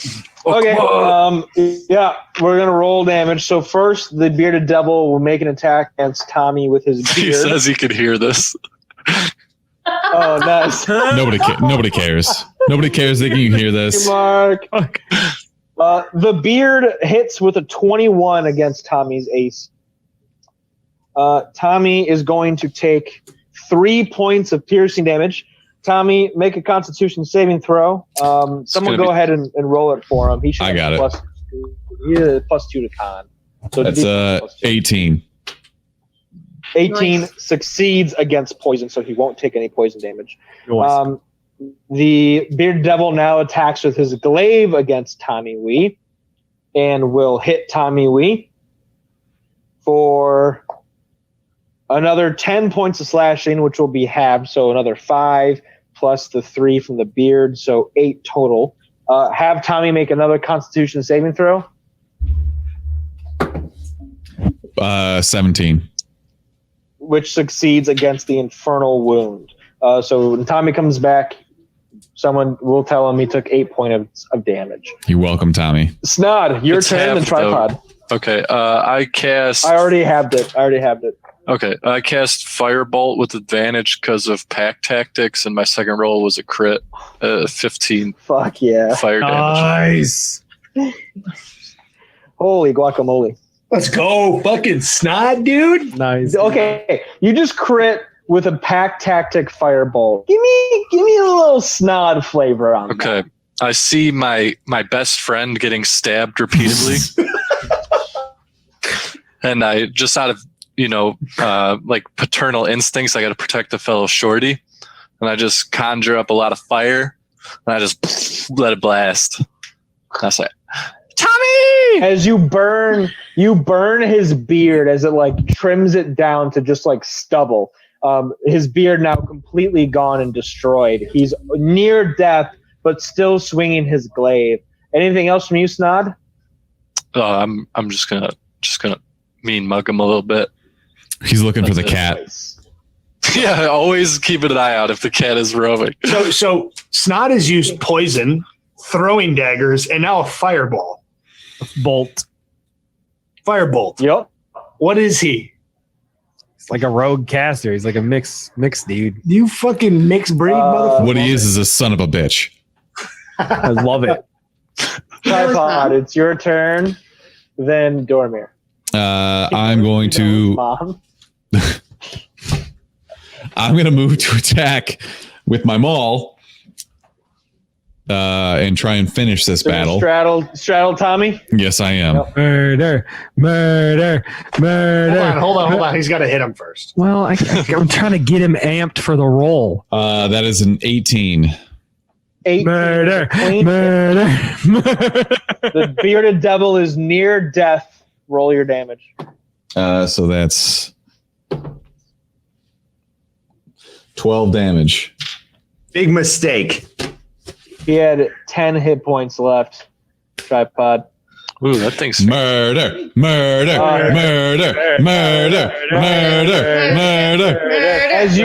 As you like use Tommy's shoulders as leverage to like hike up, bring the maul down, sandwiching, crushing the bearded devil. There's nothing but purple bits and debris as his carcass is now lying dead. Snot, you hungry, bro? I would love to examine his glaive. Sure. And you pick it up. And it's got a wooden staff with leather wrappings around it with metal studs to hold it in place, very secure. The glaive part has a very wide kind of like half moon base to it, and then evens out to a large spike at the tip, with like one side slanted for that slashing, and then the backside of it is serrated for when you pull back out of a creature. Also good for cutting meat. Normally this is a normal glaive that's just a little fancy, but in the hands of a devil, in this case, since you have ties with devils, it'll activate in your hand. It has the ability to cause infernal wounds. If you hit a creature, it must make a Constitution saving throw of 12. If it fails, it takes an additional 1d10 hit points on every turn. Shit. Yeah, I'm gonna take that bet. Is that attunement or no? It is not attunement. Just in the hands of a devil or fiend, this ability activates. Oh shit! Yeah, I'm gonna drop this old piece of shit glaive, and I'm gonna take that one.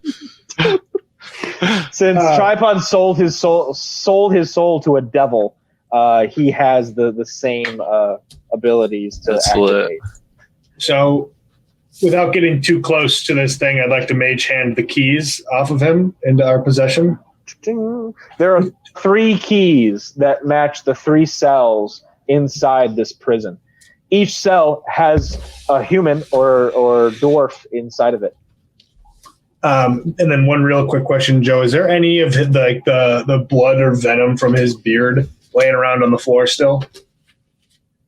Unfortunately, when the devil dies, its beard withers away. So no. Oh, the good. answer is no. I like so where you were going, though, Dormir. does everyone want to go inside this prison? Yeah. Let's go check it out. Sure.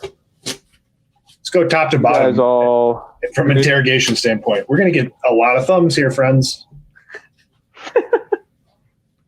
You guys and your thumb collection.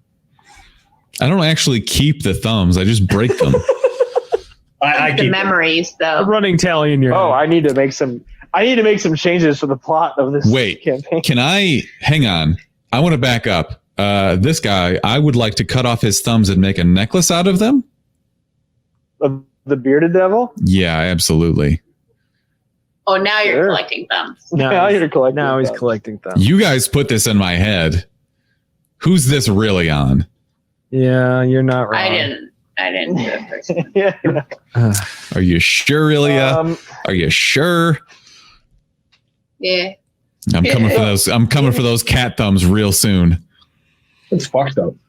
In the prison, there are 3 inmates, starting from top to bottom. So starting with the guy in red, ending with the dwarf in gold. There is a lean male human that appears to be in his 50s. He says his name is Phalistar Fisk. Next up, the lady in the center. Let's see here. She appears to be an aristocratic human woman. She introduced her. She's in her 70s, so she's a little older. She introduces herself as Lady Satyr. Sorry. And the last person, a female dwarf. She's very young for a dwarf. Kind of has, like wide, hopeful eyes. She says her name is Rhea, and she is a hell rider from Ethereal. Where would you guys like to start? Let's start with the rich-looking woman. Anyone else having flashbacks? A little PTSD? Do you want to start with Lady Satyr? Yes. Yeah. Does anyone want to take the lead on this? I will take the lead on this. If anybody else, I'll share after this. Does that make sense? You, man. Milady, I'm here to rescue you, maybe, depending on how much gold you have. Hi, young man. My name, as I said before, is Lady Satyr Thayon Hunde. That's great. I don't care. How much gold are you worth? I am worth more gold than you can count, for I was born into a rich, political, and powerful family. If you can get me out of here and help me recover an item that was stolen from my family, I will give you all the gold you want. Have I told you? Very, very rich dwarf. Have I told you how beautiful you are? So we have no time for such antics. I must recover the item immediately. Dormir, you're the one with the key, correct? Yeah. Let this old biddy out. Is she going to be a Flennis 2.0? Everyone's having Flennis flashbacks. Mm-hmm. Yo, I don't fuck with old ladies. You know that. I'm pretty sure that Flennis wouldn't have gotten herself captured and thrown into a dungeon cell. Okay. All right. Whatever. I'm easily convinced. Does that anyone want to test this? I mean, if anybody would like to protest, please speak now. I mean, if we help, are we all getting paid? I'll share. All right. And by share, you're splitting that fucker 6 ways. No, you get 5%, you and Nashimo, and no, I'm just kidding. You don't. Yeah, yes, I know anything about us. I don't know that you guys robbed us blind, obviously. I will share evenly because I'm not a dickhead. Perfect. All right, lady, come on out. Ilya and Snod, do you two have anything to say about this? Not yet. I would just like to stand back with Slobber Gronk or Scrimble Shanks or whatever. Scrimble Shanks. Can we clear this up right now? Scrimble Shanks is the railway cat. Are you obsessed with the movie Cats? I might be. Seems like you're really offended that we're using Jellicle name, cats. So. Jellicle cats. Jellicle cats. Jellicle cats. Now we're definitely getting the So copyright it's Scrimble strike. Shanks. I'm renaming my cat Scrimble Shanks. As you let ladies, that's fine. Scribble Shanks? Scrimble Shanks, yeah. Scrimble Shanks. As you let Lady Satyr out, she looks refreshed as she kind of like flicks her, old gray hair behind her, stretching out a little bit. The jail cells are rather small. She says, "Thank you, young man. You have done me a great deed. Now we must move swiftly. We must find the shield of the hidden lord taken from me and my family. It's somewhere down here. That vile creature, Thassus Krieg, stole it from my homestead." I do want to kill it. Nashimo, you look like you had something to say. Yeah, it's the shield with the face, right? That is the shield with the face. And as soon as the name of the shield of the hidden lord, is brought up, the man in the top in the red, he speaks up. His name, where'd it go? Fisk. Something Fisk. Yeah, Fisk. Falsteer Fisk. He says, "Hey, I don't mean to interrupt, but I'd be careful with that shield if I were you, and I'd be careful with that old lady if I were you." Dormir, shoot him. Whips. She whips back. As I literally put my fucking hand on a +1 arrow. He goes, "No, please. I'm just trying to give you a warning." Speak. Okay. My name is Falstair Fisk. I'm a spy. You see, I come from the Candlekeep, the main library of Faerun. There's a school of wizards there. Do you know our boy Gib? Have him make a history check. He's dead. Yes, I know Gib. No, he's definitely still alive. He was a star pupil at the Mages College. He's dead. He was sent to He's dead? He's dead. Oh my God, what happened? Allegedly. And it's your fault. All right, what do you know about the shield and this here wench? Sorry, I just need a moment to process the death of Gib. No moment. That's gonna hit the college real hard. Will never be the same. Can we check No to worries. see? Can we check to see What how? I know.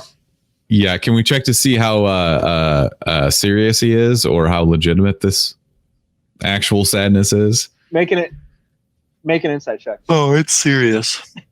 He's upset. That is a 2. He, from what you can tell, is definitely distraught of the news of the death of Gib. Like Imagine that. it's like the meme real quick where you're just like, oh no. So Falstaur Fisk begins to speak as the mages of Candlekeep sent me here to recover 2 unholy demonic items. Should they fall into the wrong hands, they can call grave evil and the cost of lives throughout Baldur's Gate and all of Faerun.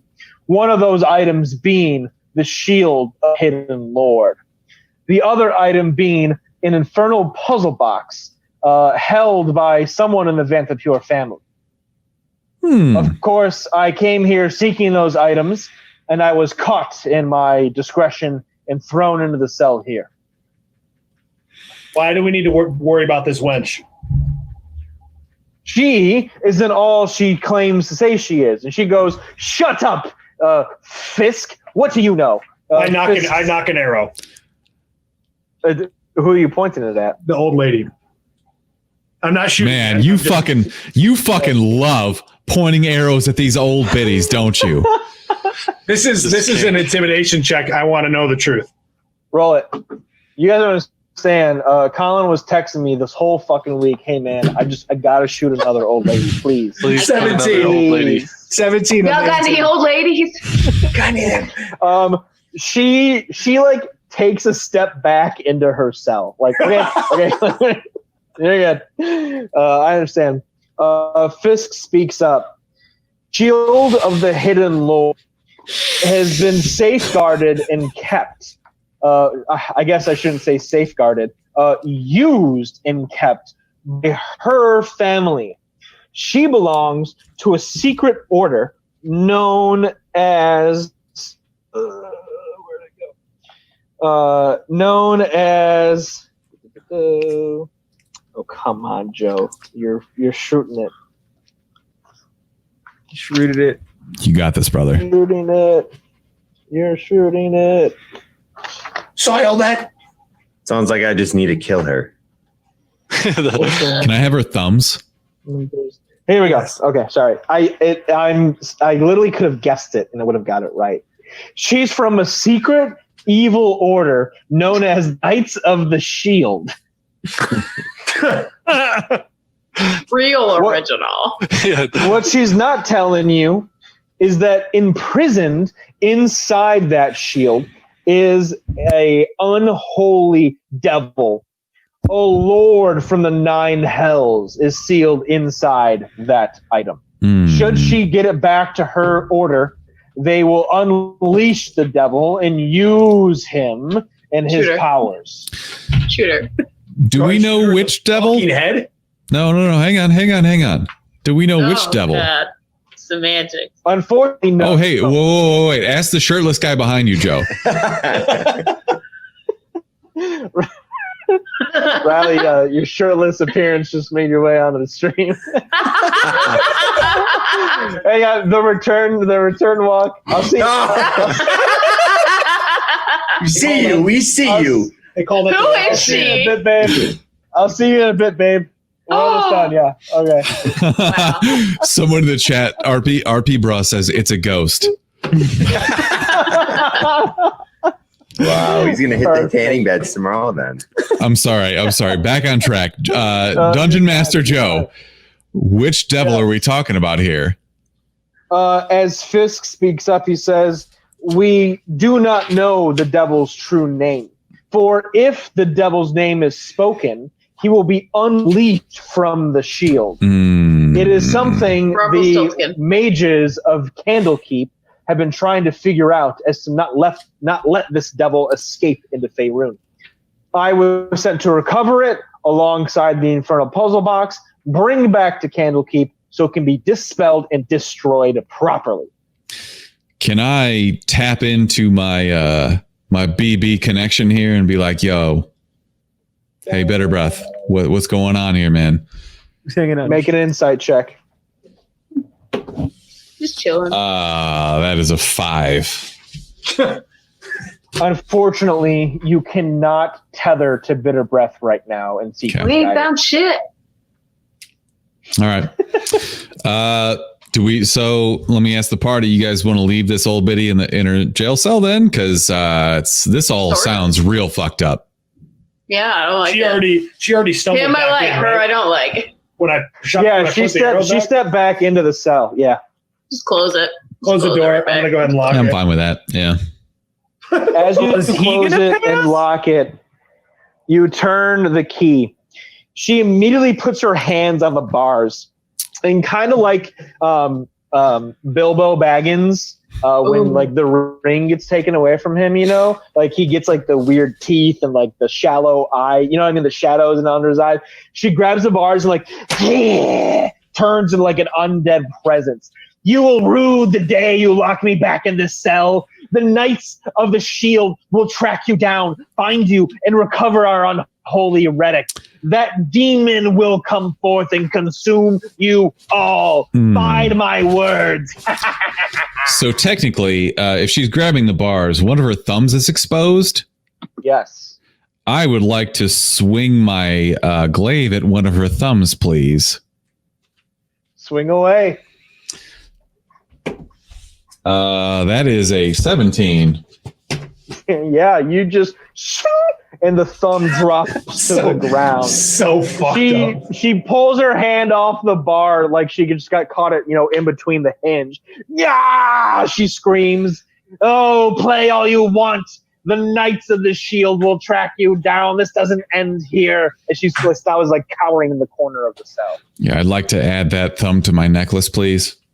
Hold on. Before he can pick it up, I want a two-footed stomp on that thumb on the ground. Okay. Why? Tommy, you make an attack, and Tripod, you make an attack. Both of you go for the thumb. I want to. Wait, is this thumb going to attack us? Yeah. No. You're both just making a play for the. 24. That's pretty good. Wait. Tommy, how'd you do? Okay. 25. Is that honest? 8. You rolled an 8. Wait, how did you? How are you? 26. How are you counting your 24? What'd you roll, and then what are you adding? I rolled a 19 So with my glaive bonus, which is a +5. That is a 24. Okay. where are you getting +5 from? Oh, it's from the +1 glaive. Your strength is +4. Oh, your proficiency. Yeah, I'm with you. Sorry. So Tommy, you roll your d20, add your proficiency bonus plus your strength or dexterity modifier. Whatever's higher. It was less than 25. Rob, keep an eye out for Elise. I think she's trying to get back in. Yeah, I already am. I thought you only so my under strength I have it's +2. You probably can't see that. Well, you can actually. Yes, I can. So you're I thought for an attack roll. Yeah. Listen, for an attack roll, you take your d20, you add your proficiency bonus, which should be +2, and you add your strength or dexterity modifier. So your strength is a +2. So you add +4 to your d20 roll. That's every time you attack. I thought I don't add that because I don't have it. it's not one of my things that I filled out. saving It's not- throw. Those are saving throws. Yeah. Those are saving throws. Not I think I've been doing this wrong the whole time. Then. Damn. Your attacks are in the center of your character sheet by your weapon. Like Yeah, I'm like, how are you guys always rolling like 23s and 24s when I'm just like, what the fuck? All right. Well, that would have been a that would have been 6. 12 then. Yeah, okay. That's why. Okay. Cool.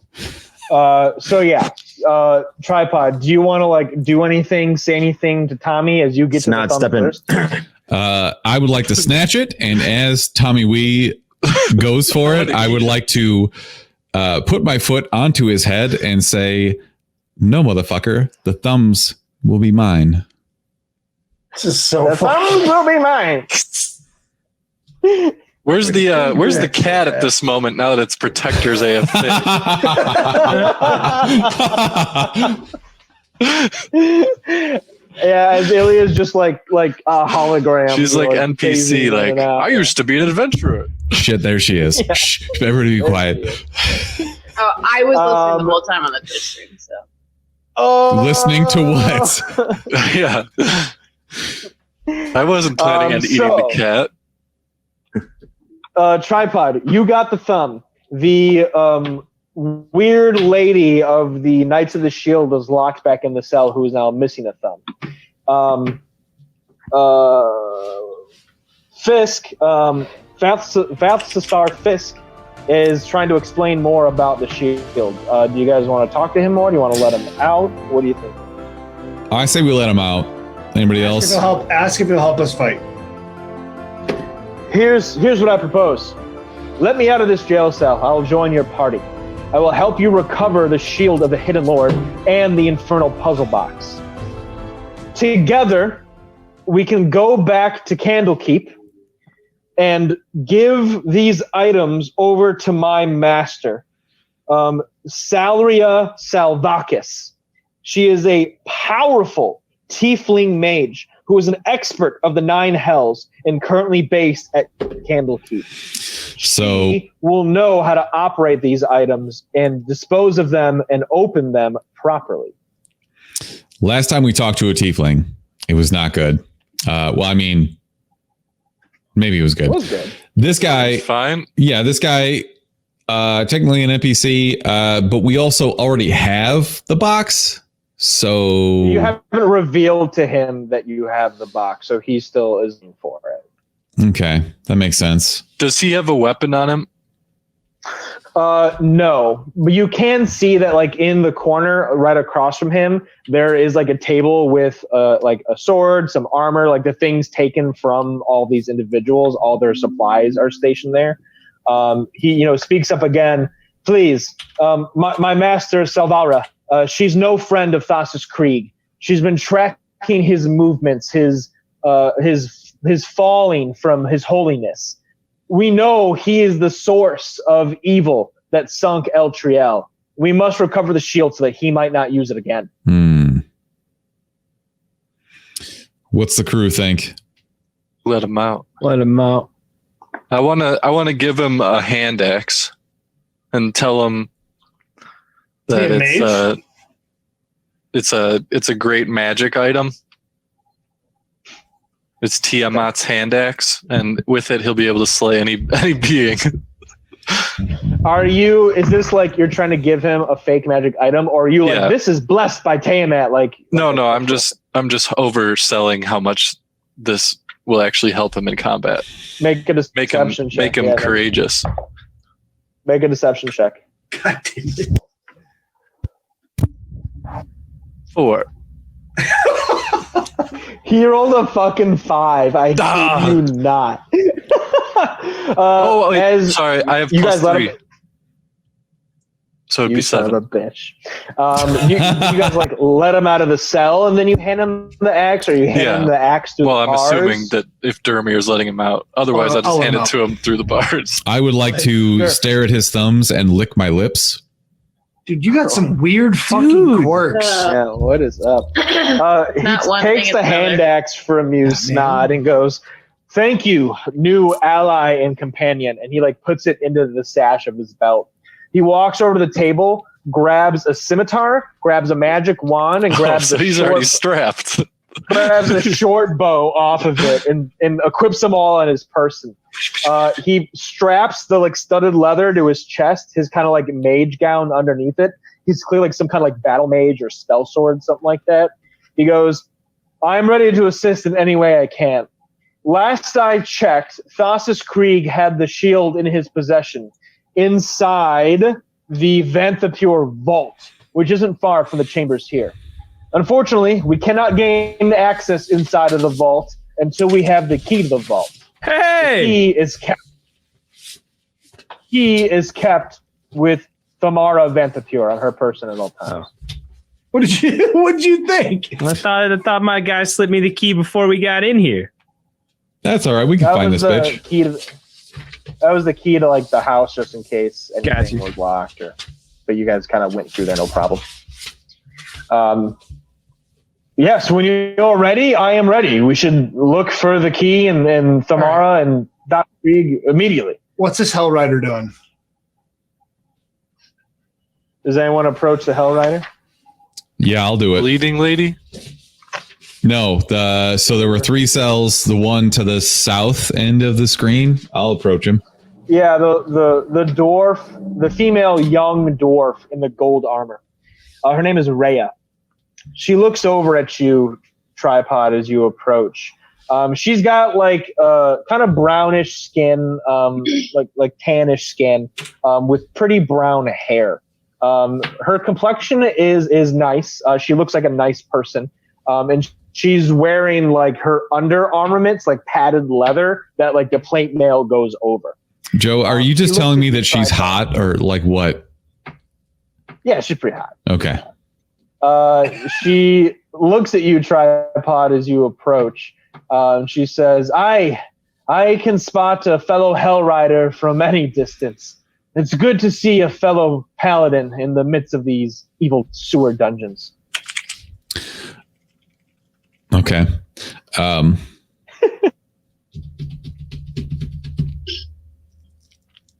A grand evil has fallen onto our home city of Eltriel.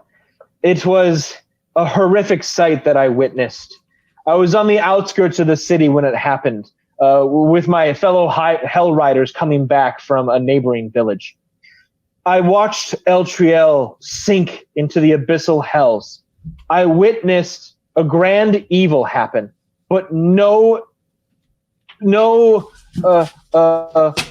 presence of our Lord, our God, Lythander, could be seen. He didn't come down.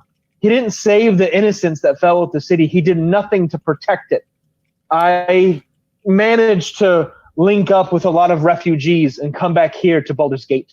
I got wind that Thassus Krieg, our overseer, the holiest paladin of Elturel, was here. I came to the villa, the pure villa, to seek him out, to find him and his guidance, to see what we could do to save Eltriel. But as soon as I got here, they imprisoned me, threw me inside, and Thassus Krieg is nowhere to be found. Now, my faith is shaken. I'm still beside myself that Thassus Krieg has survived the city falling and hasn't done anything about it. Lythander nowhere to be seen. I am looking for a bit of guidance, fellow Hell Rider. Can you get it to me? Can you give it to me? Unfortunately, I cannot. I met with Lythander. He met me after we roamed the dungeon of the Dead Three. There was nothing there for us. Lythander came to me and spoke to me. And he watched as our city fell into the depths of hell. I, at that time, denounced him, as you should do the same. She takes a step back from you, wide-eyed, mouth opened.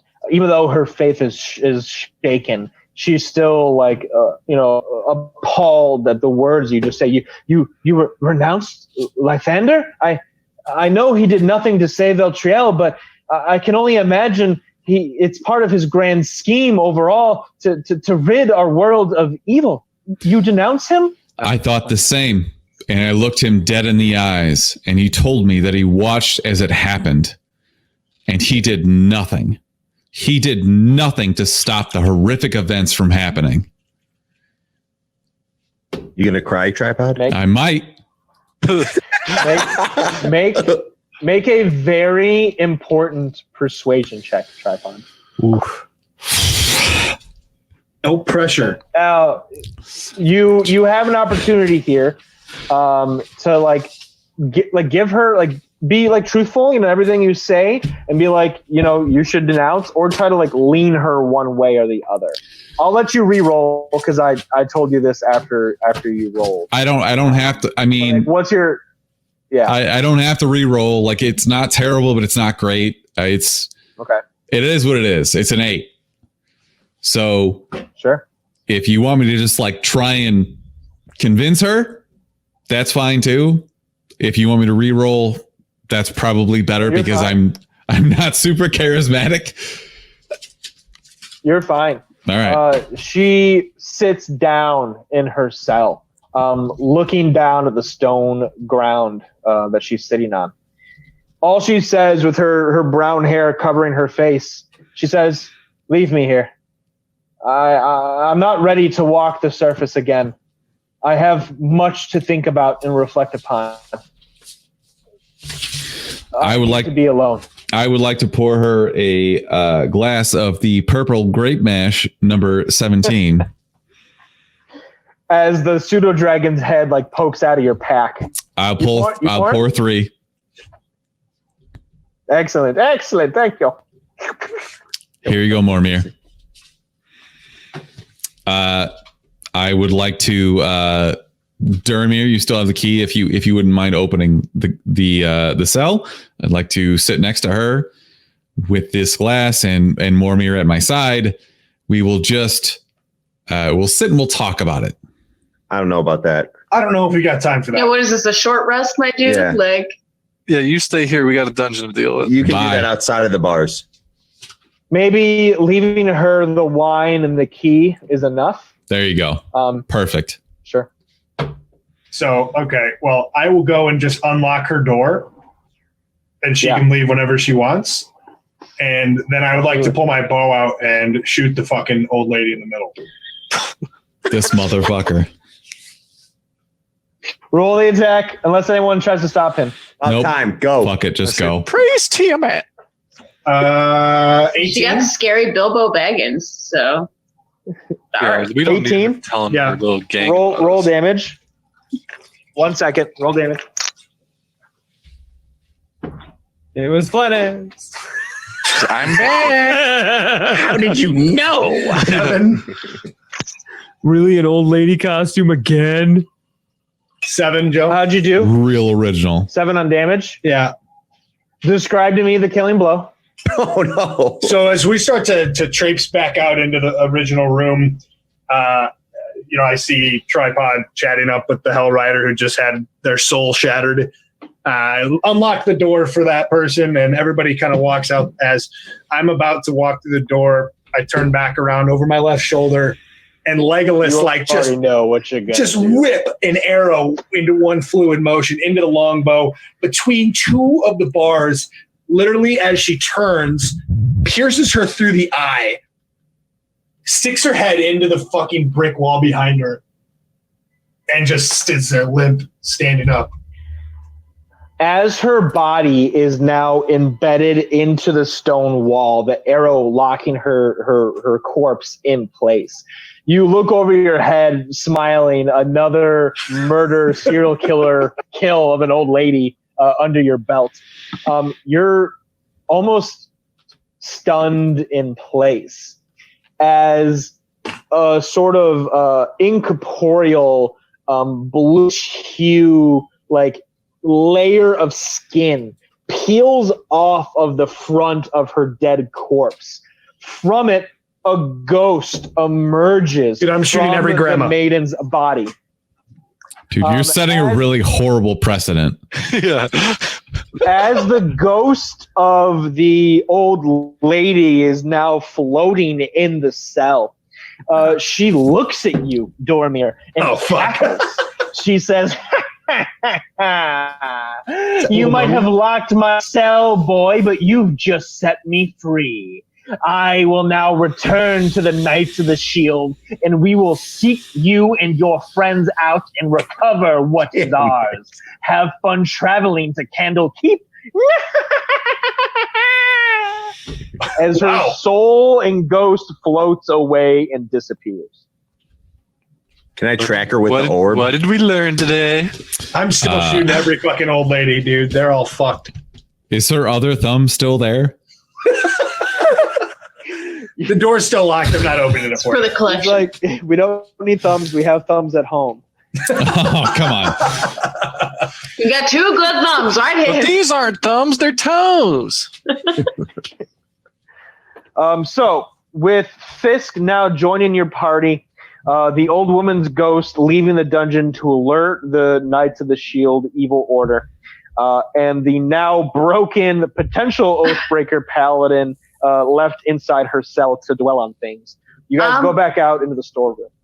I kind of want to say something to her as we're leaving because it feels awful to watch Tripod do this to someone.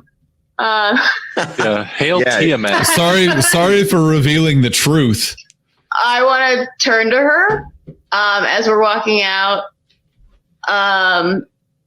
and say, you may think that your god left you here, but this door is open, and then walk out. Sorry that Lightfander's actually a piece of shit. I'll blame all my problems Ilya. on my god. Ilya, Yeah. make a charisma A what? check. A charisma check. You don't even pray to the same god. I don't. It's a 19. A 19. She looks up at you as you're leaving the prison, and she says, "Thank you for your kind words. Your friend has given me much to think about and consider, but maybe there are options with a door still open." Yeah, and I walk away petting my Scrimble Shanks. Scrimble Kind of Shanks. womple cat. Scrimble Shanks is the railway Excellent. cat. It came And, away cat. With 2 exits leading out into the sewer dungeon, the lower chambers of the Vantapure Villa. This might be a solid place to maybe end the session, unless we want to try to keep going a little more. That's on Mark. Mark, what do you think? I got to wrap it up. Okay. I had 4 hours. Excellent. Yeah, I figured it would go longer than 5 minutes, unless you want to do another 5-10 minutes. But that's all I got. I think this is a good wrap. No, this is a good. No, this is a good spot. You're about to break out into the rest of the dungeon. It's not as vast as the prior dungeon, so we should be able to bang it out next session, no problem. God damn it. I wanted to keep going, but fucking Isn't Mark. next session your birthday, Joe? Next Wednesday is my birthday. Yeah, okay. I just wanted to make that public. So is there a possibility that we could do it on Tuesday next week? Yeah, I'm free. Yeah, that's fine. Or so, if we want to push back to like a week, like maybe a Friday night, we can maybe play longer or something. But literally any day next week is fine with me. there's a good possibility that my wife will be induced into labor on Thursday. There's a play- baby coming. Yeah, let's play next we'll week play by Thursday? ear. So if we could do Tuesday, my wife. Yeah. Let's count on Tuesday, and if anything happens between now and Tuesday, we can address it. Oh my gosh, what if Joe and your son have the same birthday? You know what? I'd be honored. I said that it's C2E2. I said that was Did going you? to happen, and they did. Man. And I really That hope would it be does. amazing. Be a delight. And so, yeah, Smithers, on that note, you want to take us off, future dad? Fuck, what do I even say about this? Thanks to everybody who tuned in. Jesus, this is such a unimportant thing compared to my wife giving birth, but here we are. And also, thanks to everybody who tuned in, because that's more important. I don't know. This has been our 6th edition of Baldur's Gate Descent into Avernus, and we really appreciate all of you who have not even just tuned in, but like all the subs and all the bits and everything we're getting right now. We really appreciate that. So As always, you can find us on every platform at the Chumpcast. You can find Joe at Pull the Lever DM. If you want him to DM one of your sessions, he is up for. He's very cheap. Is that correct, Joe? It's very easy. Very easy. Very easy to get me at your table. Oh yeah, he takes those gold pieces, baby. Thank you to all of you who tuned in. Thank you to everybody who is enrolled in the party. That's great. And I guess we'll see you next Tuesday night. Excellent. Woo! Thanks, team. Later. Bye.